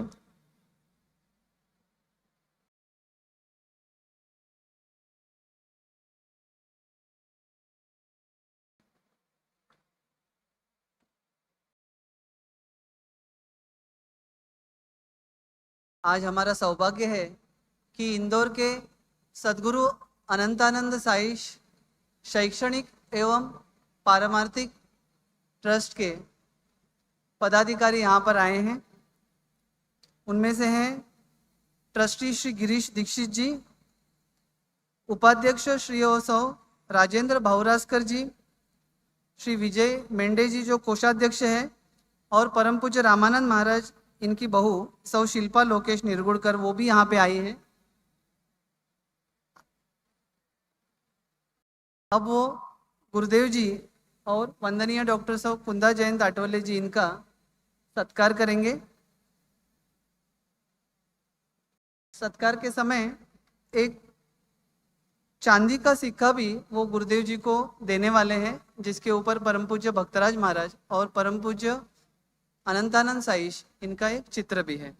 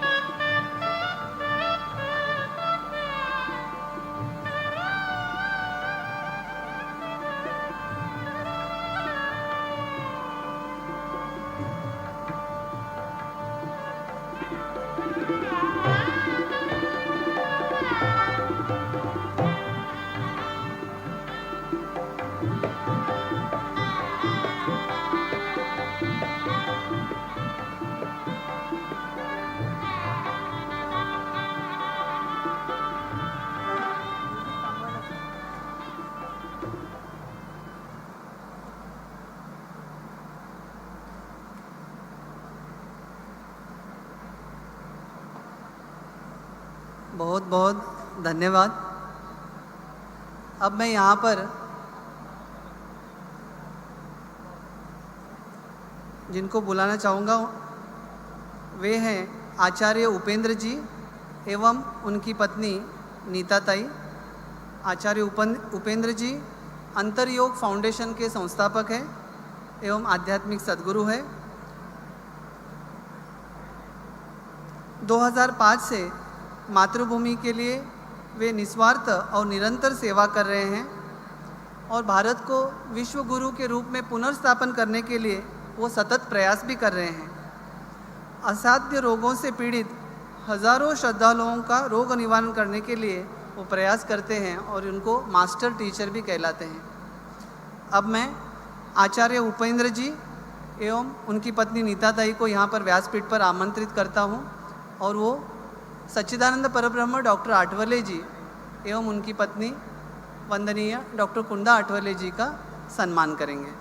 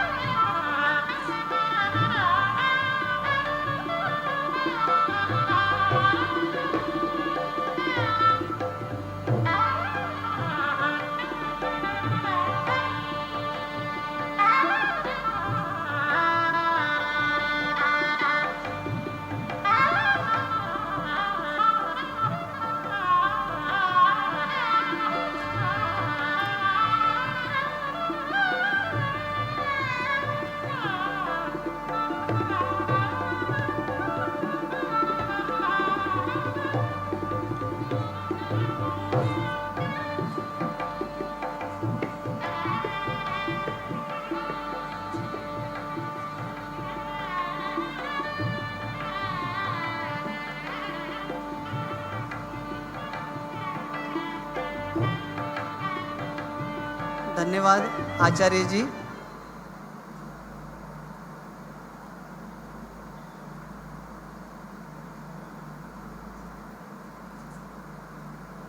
अब मैं यहाँ पर बुलाना चाहूँगा नंगुनेरी चंद्रशेखर जी, जो तिरुमला ग्रुप ऑफ कंपनीज़ के फाउंडर चेयरमैन हैं।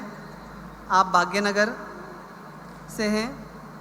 उनका एक वैशिष्ट्य है कि भाग्यनगर में जो चिन्नजीयर स्वामी जी ने स्टैचू ऑफ इक्वालिटी का निर्माण किया है, उसमें 108 भगवान विष्णु के दिव्य क्षेत्रों का छोटा छोटे मंदिर बनाए हैं, बहुत सुंदर मंदिर बनाए हैं। उसमें से जो 100वां मंदिर है वह मुक्तिनाथ देवालय, इसका निर्माण नंगुनेरी चंद्रशेखर जी ने किया है। उसी प्रकार आप वेंकटेश्वर स्वामी देवालय के फाउंडर ट्रस्टी भी हैं। अब मैं उनसे विनती करता हूँ कि वे गुरुदेव जी का सम्मान करें।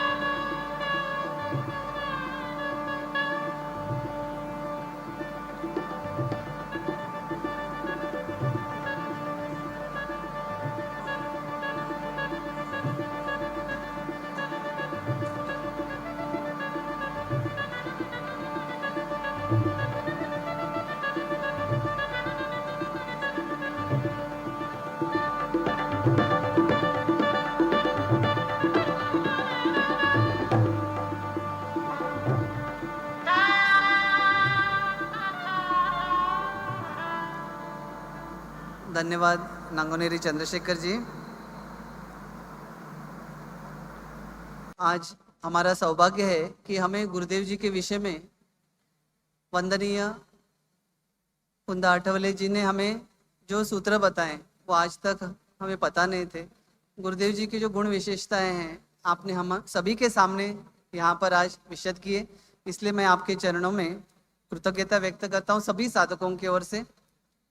और अब मैं वंदनीय डॉक्टर कुंदा जयंत आठवले जी से प्रार्थना करता हूँ कि वे अब व्यासपीठ के समक्ष अपना स्थान ग्रहण करें।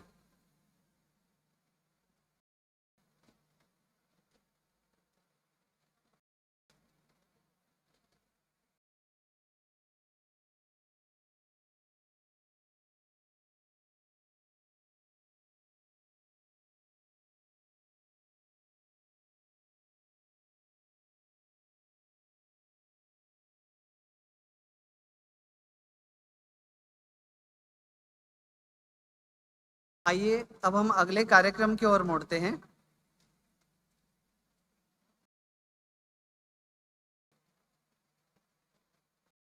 हम सभी को राष्ट्र धर्म इस कार्य के लिए प्रेरित करने वाले सनातन संस्था के संस्थापक सच्चिदानंद परब्रह्म डॉक्टर आठवले जी, इनका परिचय अब हमें सनातन संस्था के धर्म प्रचारक सदगुरु नीलेश सिंघबाड़ जी करवा कर देंगे। मैं उनके चरणों में प्रार्थना करता हूं कि वे यहाँ आए और हमें गुरुदेव जी के बारे में बताएं।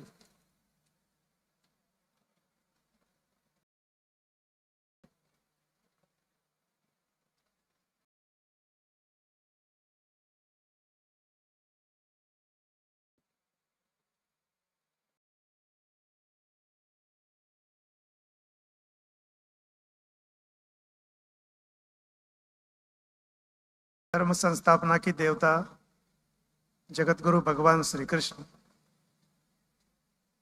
आज के इस महोत्सव में उपस्थित सभी संत, इनके चरणों में मैं सर्वप्रथम वंदन करता हूं।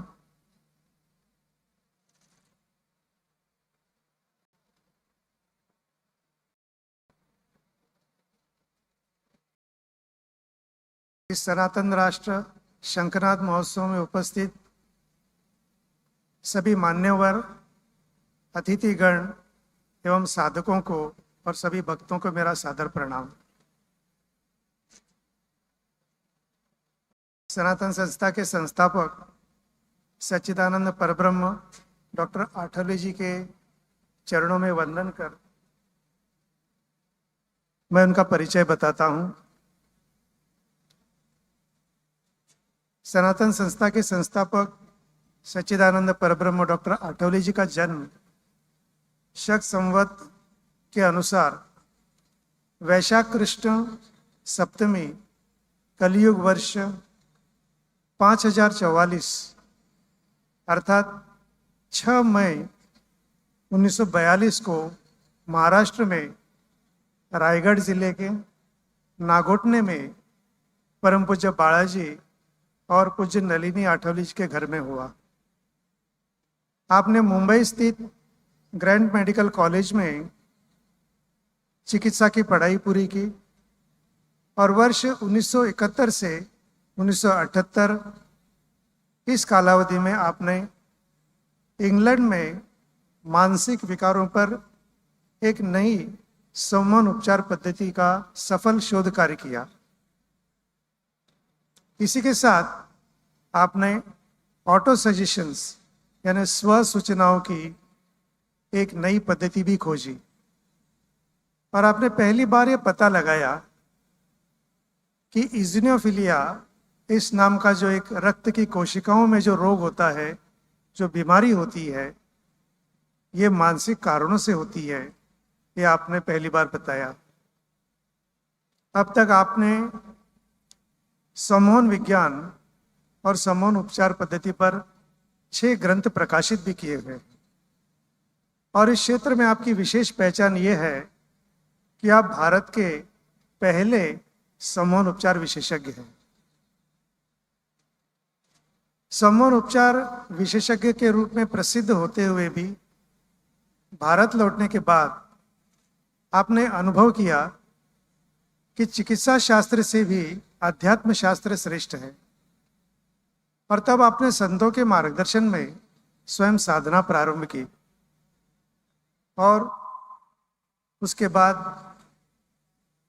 साधना करते हुए आगे जाकर मध्य प्रदेश के इंदौर निवासी महान संत परम पूज्य भक्तराज महाराज जी आपको गुरु रूप में प्राप्त हुए। संत भक्तराज महाराज जी के मार्गदर्शन में साधना करके आप अध्यात्म में अधिकारी संत बने। सच्चिदानंद परब्रह्म गुरुदेव जी ने विभिन्न साधना मार्गों का अध्ययन किया और शीघ्र ईश्वर प्राप्ति के लिए गुरु कृपायोग नामक साधना मार्ग की निर्मित की और एक महत्वपूर्ण सिद्धांत ये बताया कि किसी भी साधना मार्ग से आध्यात्मिक उन्नति करनी हो तो अपने अंदर के स्वभाव दोष एवं अहंकार का निर्मूलन करना आवश्यक है। और इस सिद्धांत को अपनाते हुए और गुरु कृपा योग मार्ग के अनुसार साधना करने के बाद अब तक 131 साधक संत बन गए हैं और सहस्त्रों साधक संतत्व की ओर बढ़ रहे हैं। साधकों को साधना के लिए अनुकूल वातावरण निर्माण हो, इसलिए गुरुदेव जी ने सनातन आश्रमों की स्थापना की और आज यही आश्रम हिंदू राष्ट्र की प्रतिकृति बने हुए हैं। गुरुदेव जी का जो महत्वपूर्ण कार्य है वो ये है कि उन्होंने समाज में अध्यात्म को एक विज्ञान के रूप में स्थापित किया और इसलिए उन्होंने वैज्ञानिक परिभाषा में धर्म, अध्यात्म, साधना आदि विषयों पर प्रचुर मात्रा में ग्रंथ संपदा का निर्माण किया। अब तक उन्होंने 366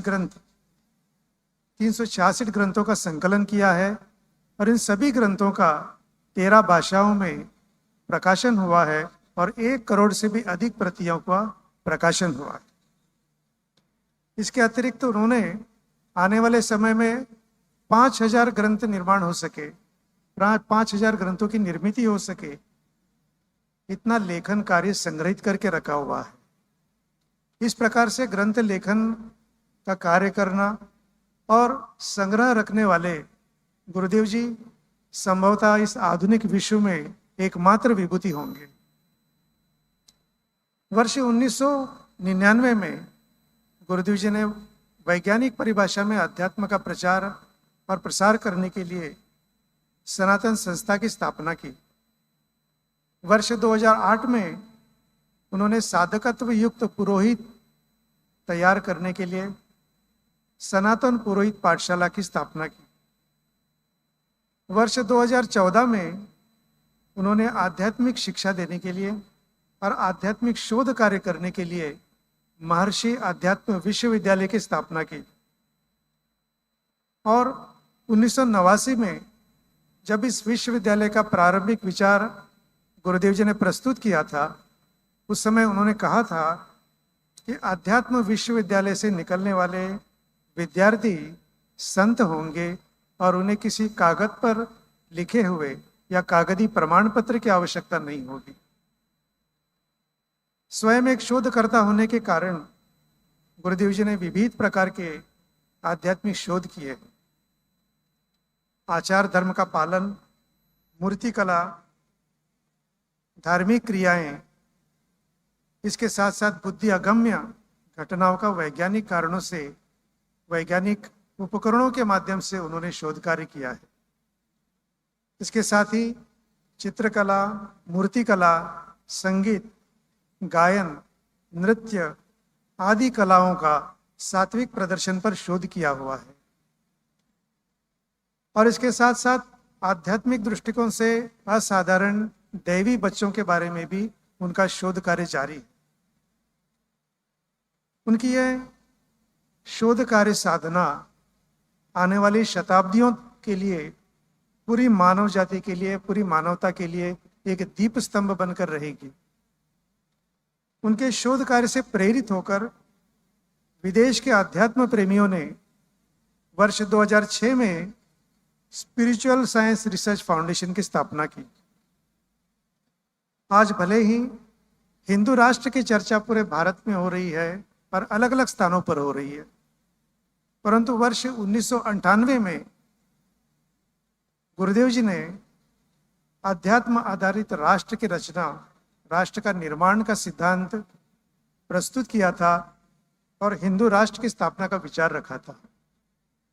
उन्होंने हिंदू राष्ट्र की शब्द की जो परिभाषा की है, उन्होंने कहा विश्व कल्याण हेतु कार्यरत सत्वगुणी लोगों का राष्ट्र यह हिंदू राष्ट्र होगा। इस प्रकार से हिंदू राष्ट्र को उन्होंने परिभाषित किया और इन्हीं हिंदू राष्ट्र के विचारों को प्रचारित करने के लिए, प्रसारित करने के लिए 1998 में आपने सनातन प्रभात नामक नियतकालिक समूह का आरंभ किया। इस समूह में वर्तमान में मराठी भाषा में दैनिक सनातन प्रभात, मराठी और कन्नड़ में साप्ताहिक सनातन प्रभात और हिंदी तथा अंग्रेजी भाषा में पाक्षिक सनातन प्रभात प्रकाशित होते हैं। वर्ष 2002 में गुरुदेव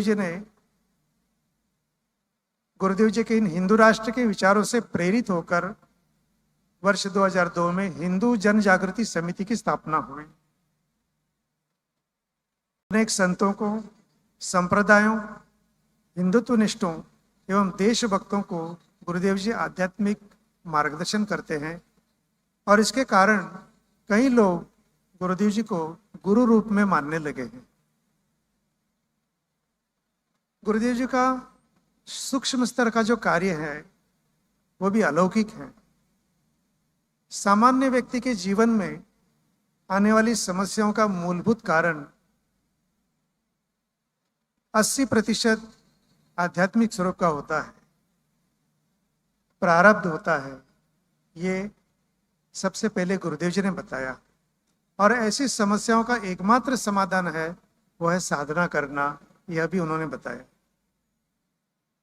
सूक्ष्म आयाम की अनिष्ट शक्तियों में इससे व्यक्ति एवं राष्ट्र इन दोनों की रक्षा करने के लिए गुरुदेव जी आध्यात्मिक स्तर पर कार्य कर रहे हैं। उन्होंने सूक्ष्म स्तर पर अनिष्ट शक्तियों से रक्षा के लिए कई उपायों की खोज की हुई है। इस संदर्भ में 2002 में कांची कामकोटी पीठ के शंकराचार्य जगत गुरु श्री शंकराचार्य स्वामी जयेंद्र सरस्वती जी ने कहा था कि हर युग में देवासुर संग्राम होता है और इस युग में परम पूज्य डॉक्टर आठवले जी के मार्गदर्शन में सनातन संस्था यह युद्ध कर रही है। गुरुदेव जी के इस अखिल मानवता के हित के कार्य की सराहना करते हुए 5 जून 2024 के दिन संस्कृति युवा संस्था ने फ्रांस के सीनेट संसद में उन्हें भारत गौरव पुरस्कार से सम्मानित किया हुआ है।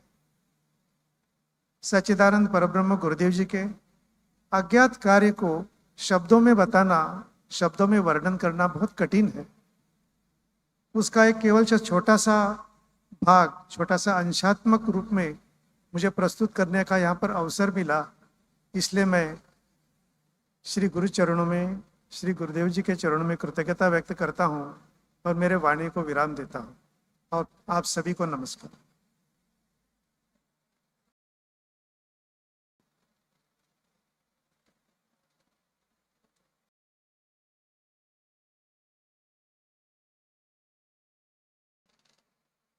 अब मैं सनातन संस्था के संस्थापक, सनातन हिंदू राष्ट्र के प्रेरणा स्रोत, हम सभी के मार्गदर्शक और इस सनातन राष्ट्र शंखनाद महोत्सव के प्रेरणा स्रोत सच्चिदानंद परब्रह्म डॉक्टर आठवले जी, इनके चरणों में प्रार्थना करता हूँ कि वे आज हमें इस व्यासपीठ से हम सभी को मार्गदर्शन करें। ऐसे मैं उनके चरणों में प्रार्थना करता हूँ।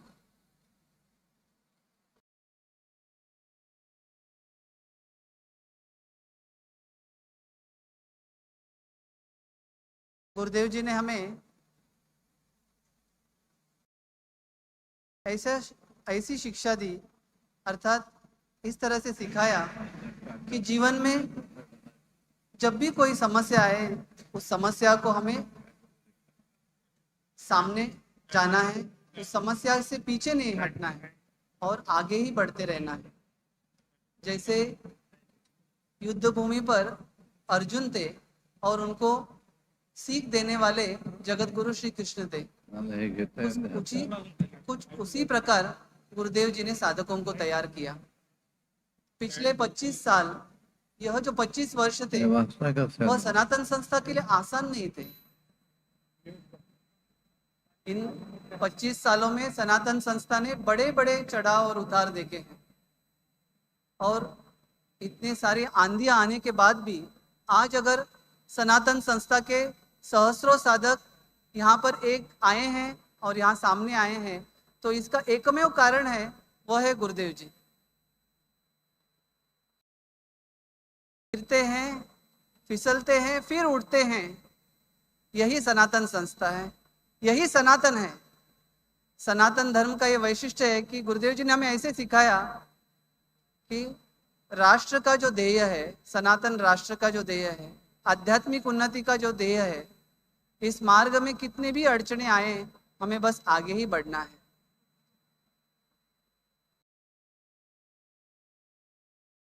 आज हम सभी का सौभाग्य है कि हमें गुरुदेव जी मार्गदर्शन करने वाले हैं और आगामी काल में भी हमें किस प्रकार से साधना करनी है उस विषय में भी वो हमें बताने वाले हैं।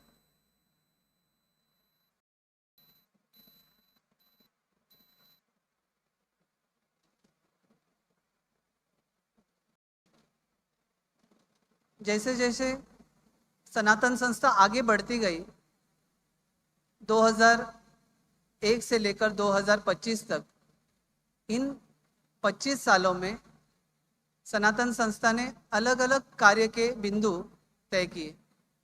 उस कार्य बिंदु में हमें मार्गदर्शन करने वाले सच्चिदानंद परब्रह्म डॉक्टर आठवले जी, उन्होंने ग्रंथों के माध्यम से साधकों को ज्ञान दिया, समाज को ज्ञान दिया। गुरुदेव जी ने सनातन प्रभात के माध्यम से साधकों में हर दिन कुछ ना कुछ ऐसे बोध या ज्ञान उन्हें मिलते रहे, उनको सूचना मिलते रहे। सनातन प्रभात के माध्यम से साधकों को एक जोड़ने का प्रयास किया। आज केवल भारत के 30 राज्यों से नहीं, बल्कि विश्व के 22 देशों से सनातन संस्था के साधक यहाँ पर उपस्थित है। यह जो साधक है, जो 25 सहस्त्र से भी ज़्यादा है, आज वह एक सूत्र से जो बंधे हुए हैं, जैसे एक हार होता है और वो जो धागा है, जो उस हार का जो धागा है, जैसे मोतियां होते हैं, और उस मोती माला के जो धागा है वह अर्थात गुरुदेव जी है। और गुरुदेव जी ने प्रेम के कारण ही, उनके ज्ञान के कारण, उनके प्रेम के कारण उन्होंने इन सभी साधकों को एक करके रखा है।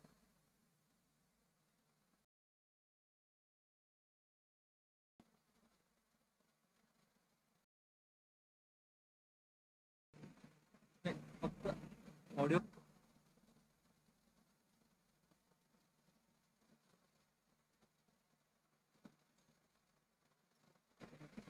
आवाज येतोय?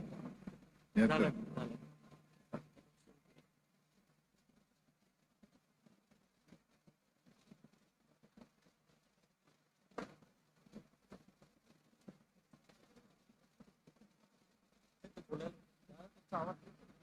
अरे याच्या मध्ये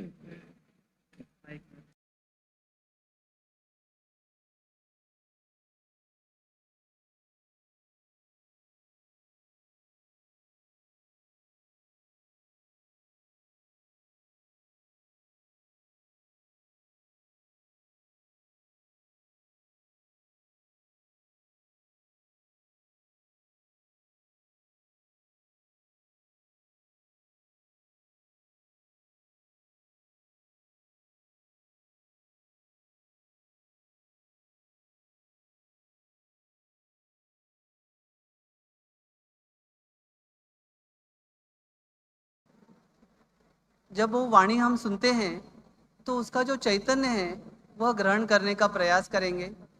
हम सभी साधक भगवान से प्रार्थना करेंगे कि गुरुदेव जी का जब मार्गदर्शन होगा वह हमें केवल कानों से नहीं, हमें आत्मा से, हृदय से सुनना है, ताकि हम आगे की साधना के लिए तैयार हों। और यह जो विश्वव्यापक कार्य करना है अभी आने वाले समय में, उसके लिए हमें चैतन्य और आशीर्वाद भी प्राप्त हो।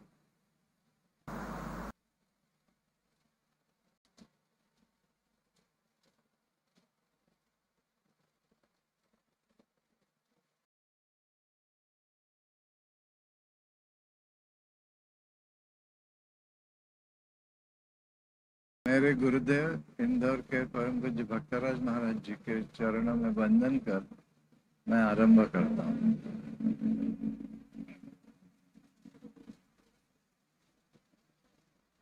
हमारे कह दी अल्लाह आवाज दादा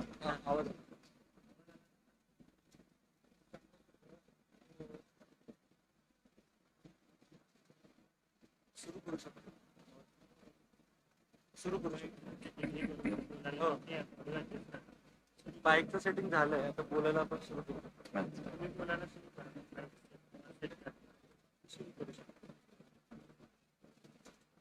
मेरे गुरुदेव इंदौर के परम पूज्य भक्तराज महाराज जी, इनके चरणों में वंदन कर मैं आरंभ करता हूँ। यहाँ उपस्थित यानी सूक्ष्म से उपस्थित है कई देवता है, ऋषि मुनि, यहाँ के ग्राम देवता, स्थान देवता, सभी को साष्टांग प्रणाम करता हूँ। इस कार्यक्रम में उपस्थित बहुत संत आए, उनको भी मैं नमस्कार करता हूँ। और आप सभी को अपना घर द्वार छोड़ के इतना दूर आ पाए, इसके लिए आपको भी नमस्कार करता हूँ। सनातन संस्था की स्थापना 25 साल पहले होगी। पहले जो शुरुआत होगी तो कैसी होगी? मैं डॉक्टर बनने के बाद मुझे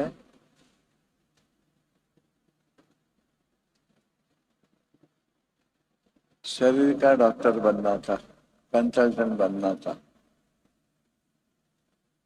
तो मैंने देखा कि वो सब तपास वगैरह करते हैं शरीर का, रक्त, एक्सरे और निदान करके उपाय करते हैं। लेकिन जब मैंने देखा मानस रोग तज्ञ कैसे उपाय करते हैं तो मुझे बहुत बुरा लगा कि मानस रोग तज्ञ क्या करते हैं, पेशेंट का सुनते हैं और उसको कुछ दवा गोली देते हैं। ऐसा अभ्यास नहीं करते कि उसका कारण क्या है।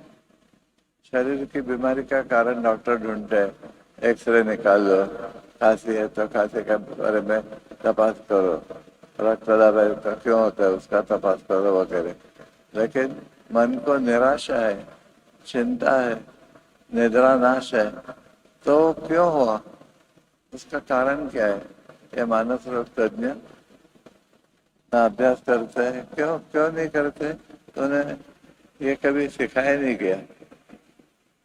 तो मैंने अभ्यास करते करते समझ में आया ये सब जो होता है वो आध्यात्मिक कारणों से होता है। स्वभाव दोष, प्रारब्ध, पूर्वज, बुरी शक्तियां, इनकी वजह से साधकों को कष्ट होते हैं, भक्तों को कष्ट होता है, आम आदमी को कष्ट होते हैं।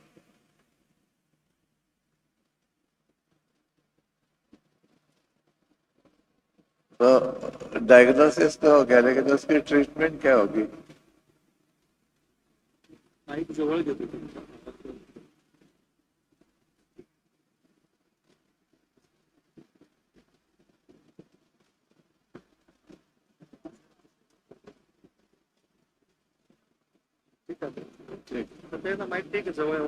ठीक है,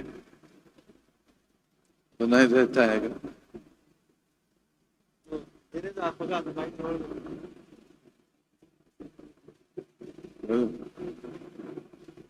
बोलो कि ना, सुनाई देता है ना?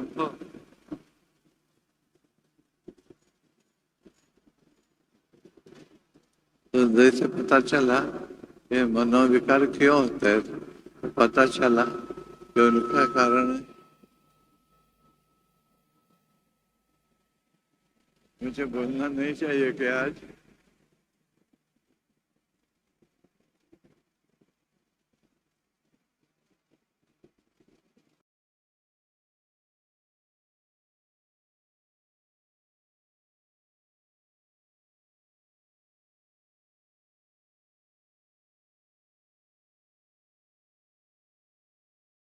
इसका संशोधन करने से मेरी समझ में आया कि स्वभाव दोष,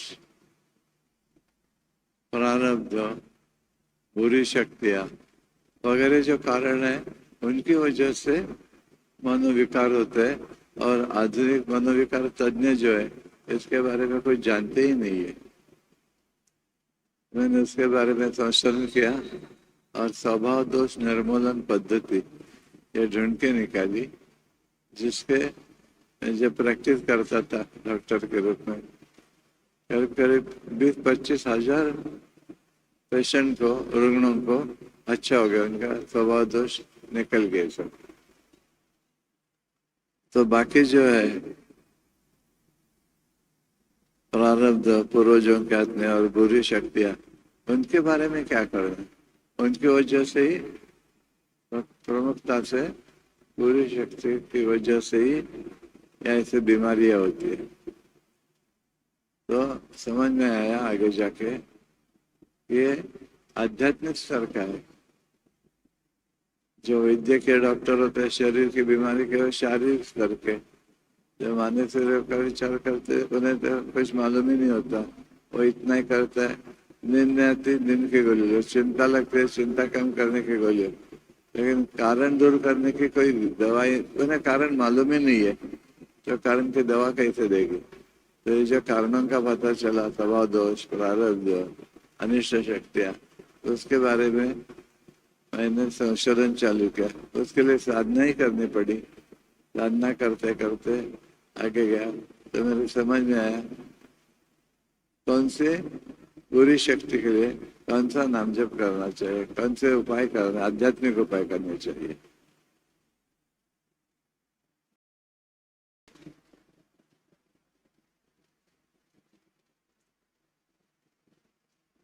तो ये सब मैंने सनातन के जो साधक थे उस समय मेरे पास, उनको सिखाया और उन्होंने रुग्णों के ऊपर यानी ऐसे विविध बेकार होने वाले उनके ऊपर उपाय करना चालू किया।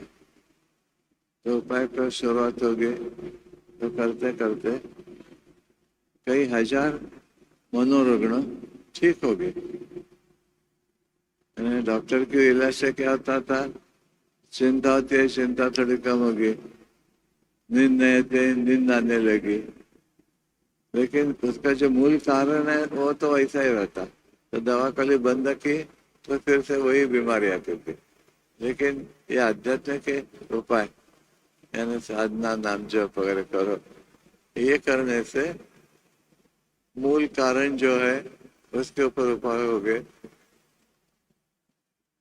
और सभी पेशेंट ठीक होने लगे।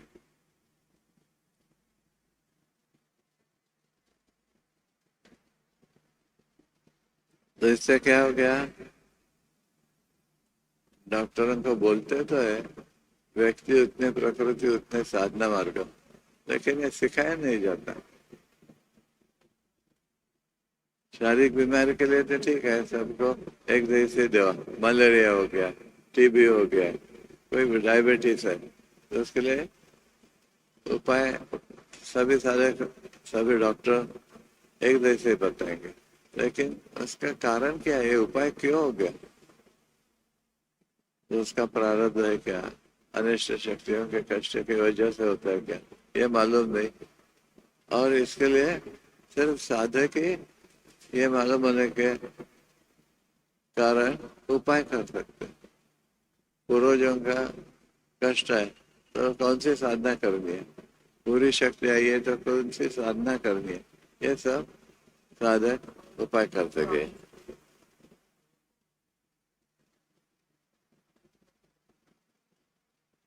फिर आगे जाके समझ में आया कि ये सब साधक पेशेंट नहीं तो कोई पेशेंट बीमारी का आता है उसको ठीक करना ये नहीं है। अपना जीवन का ध्येय और अलग होना चाहिए, यानी हिंदू राष्ट्र स्थापना की ओर होना चाहिए। तो हिंदू राष्ट्र की स्थापना कैसे होगी, जब हिंदू राष्ट्र में रहने वाले सात्विक हो तो ही हिंदू राष्ट्र की स्थापना होगी। राजसिक तामसिक है तो आजकल जैसा चालू रहेगा। तो उसके लिए साधना सिखाना, उसके लिए सत्संग लेना, साधक भी गाँव गाँव में सत्संग लेते थे, तो कष्ट होने के बदले साधकों को मन की जो शांति है, आनंद है, उसकी अनुभूति आने लगी।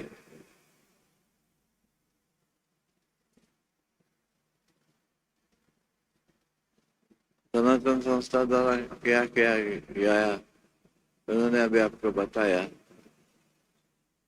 366 ग्रंथ 13 भाषाओं में पब्लिश हो गए और उनके 1,30,000 से ज्यादा प्रति प्रिंटेड होगी। तो उसकी वजह से जगह जगह ये प्रचार होने लगा।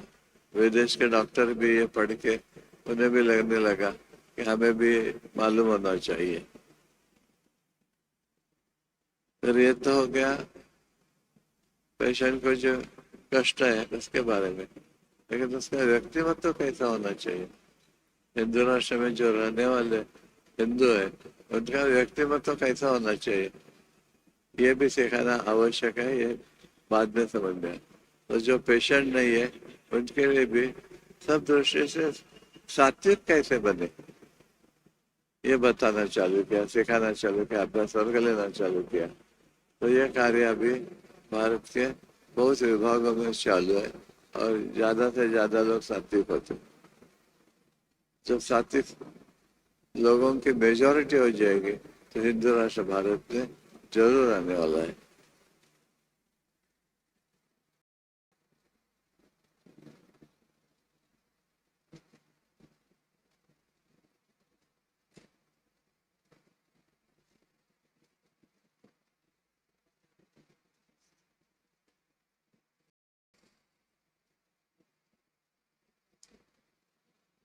हिंदू हिंदू हम बोलते हैं, उसका अर्थ क्या है? हीनान गुणान दूषयति। ये जो दुर्गुण है, रजतम प्रधान जो व्यक्ति है, उनके जो हीन गुण दूर नहीं किए, रजतम प्रधानता नष्ट करके सात्विक ने नहीं बनाया तो कभी हिंदू राष्ट्र होगा ही नहीं। तो पूरे समाज को हमें सिखाना है कि सात्विक कैसे बने। हमारे यहाँ जो सरकार है अभी तक स्वातंत्र के बाद आ गई, न किसी ने सात्विक कैसे बनना, रजतम दोष कैसे नष्ट करना है सिखाई नहीं, अभी भी मालूम नहीं है उनको। तो ये सनातन संस्था का कार्य है, सत्वगुण कैसे निर्माण करना है सिखाती है। अभी साधना के प्रचार भी दो होते हैं प्रकार। एक तो है व्यष्टि साधना, खुद को सात्विक बनाने के लिए जो साधना की जाती है उसे व्यष्टि साधना बोलते हैं। और समाज को सुधारने के लिए जो साधना सिखाते हैं समाज में जाके उसे समष्टि साधना बोलते हैं। तो व्यष्टि और समष्टि, व्यष्टि साधना से उन्नति हो जाती है, लेकिन वो क्या है, सिर्फ खुद का देखता है मुझे सात्विक होना है। ईश्वर कैसे करता है, पूरे ब्रह्मांड का विचार करता है, कहाँ कुछ है गड़बड़ तो जाके वो सुधार देता है। तो समाज को सुधारने वाले यानी समाज को सात्विक बनाने के प्रयत्न कर रहे हैं, सिखा रहे हैं, वो ईश्वर को प्रिय होते हैं, वही समष्टि साधना है। बहुत सारे संप्रदाय होते हैं और सब व्यष्टि साधना बोलते हैं, खुद को कौन सा नाम जब लेना है, कितना लेना है और क्या करना है। लेकिन सनातन में ज्यादा महत्व समष्टि साधना को दिया जाता है कि आप यहाँ वहाँ जाके लोगों को साधना के बारे में कुछ सिखाए।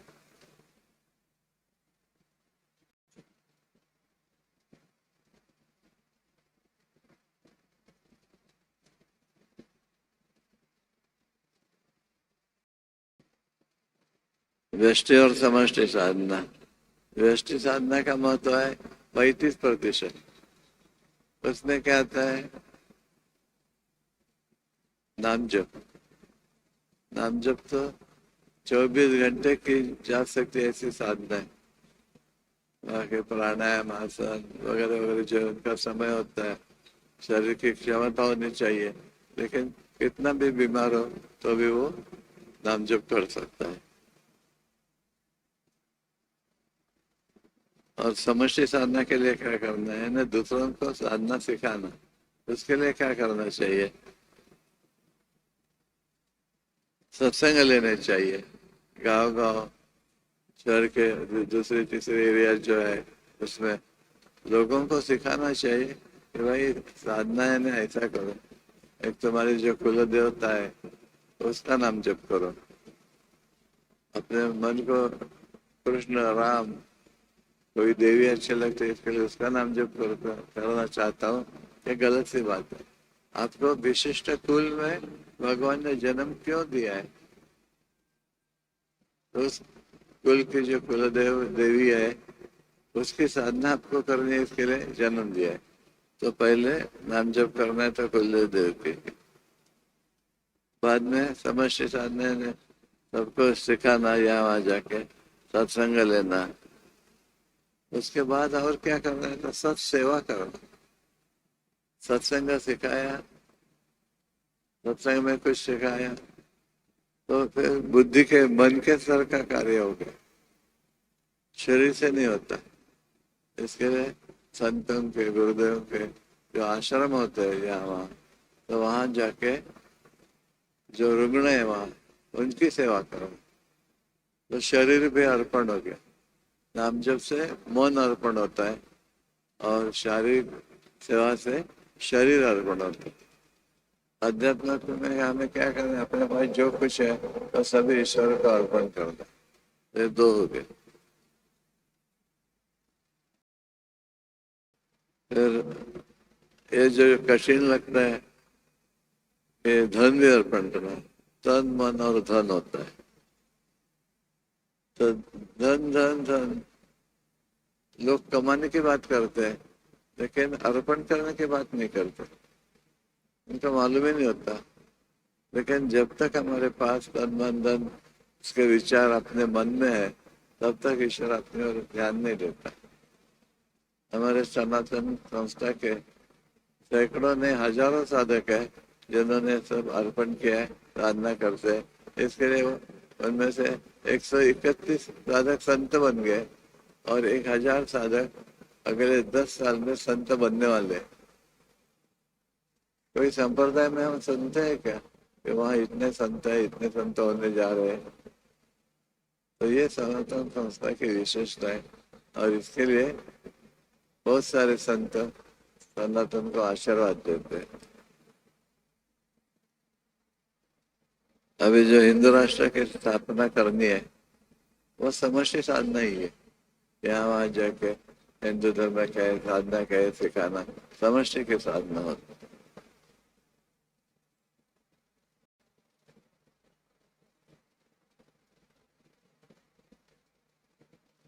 अभी आपातकाल तीसरा महायुद्ध होने वाला है, तो उसके लिए हमारे शरीर की मन की तैयारी करना है, अभी से चालू करना है।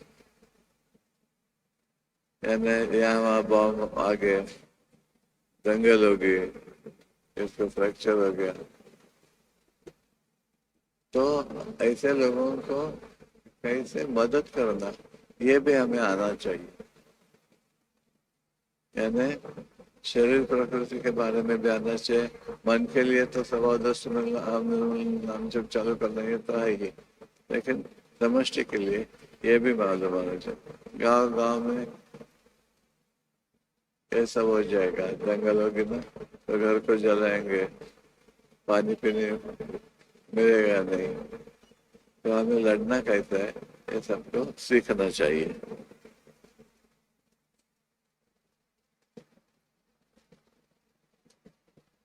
तो ये जो सनातन राष्ट्र की स्थापना करनी है, यानी हिंदू राष्ट्र की स्थापना करनी है।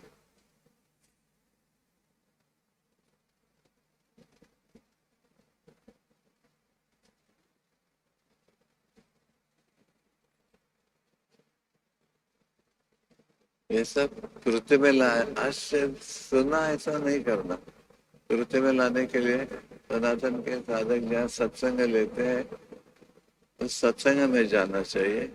और आपके यहाँ सत्संग नहीं हो तो आप वहाँ सत्संग चालू करने की कोशिश कर सकते हैं। हमारे साधक आपके गांव शहर जिधर भी आप है उस एरिया में आ जाएंगे और सत्संग चालू करके ये सब आपको सिखाएगा। यानी नाम जप का सीखना तो आसान है, लेकिन ये समष्टि का जो है कार्य वो सिखाना, सबसे करके लेना, ये सबसे महत्व का है। ये अपनी व्यष्टि और समष्टि सब साधना होगी। इतना ही कहना चाहता हूँ। आपने सब शांति से सुना, इसके लिए सबका धन्यवाद। नमस्कार।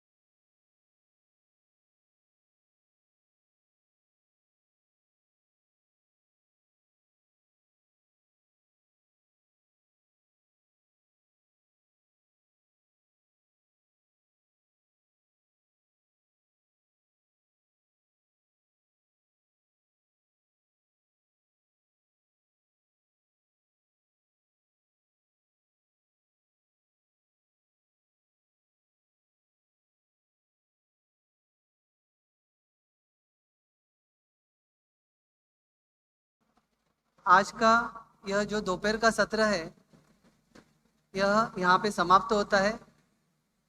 अब हम सब मिलकर गुरुदेव जी को मन ही मन कृतज्ञता व्यक्त करेंगे।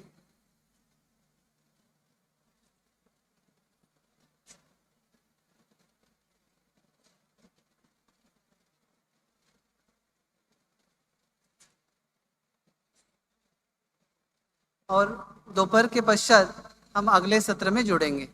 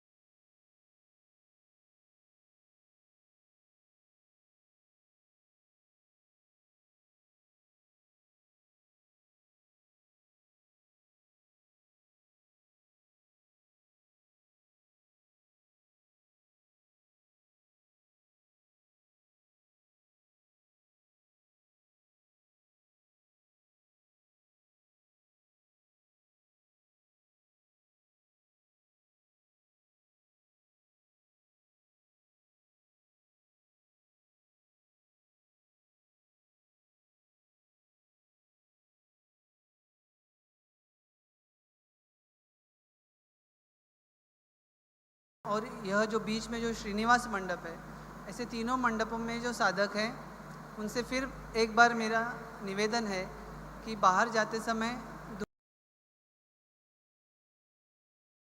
नमस्कार, मैं रवीश कुमार। सुप्रीम कोर्ट के वकीलों के दो बड़े संगठनों ने जस्टिस बेला त्रिवेदी के विदाई समारोह का बहिष्कार क्यों किया?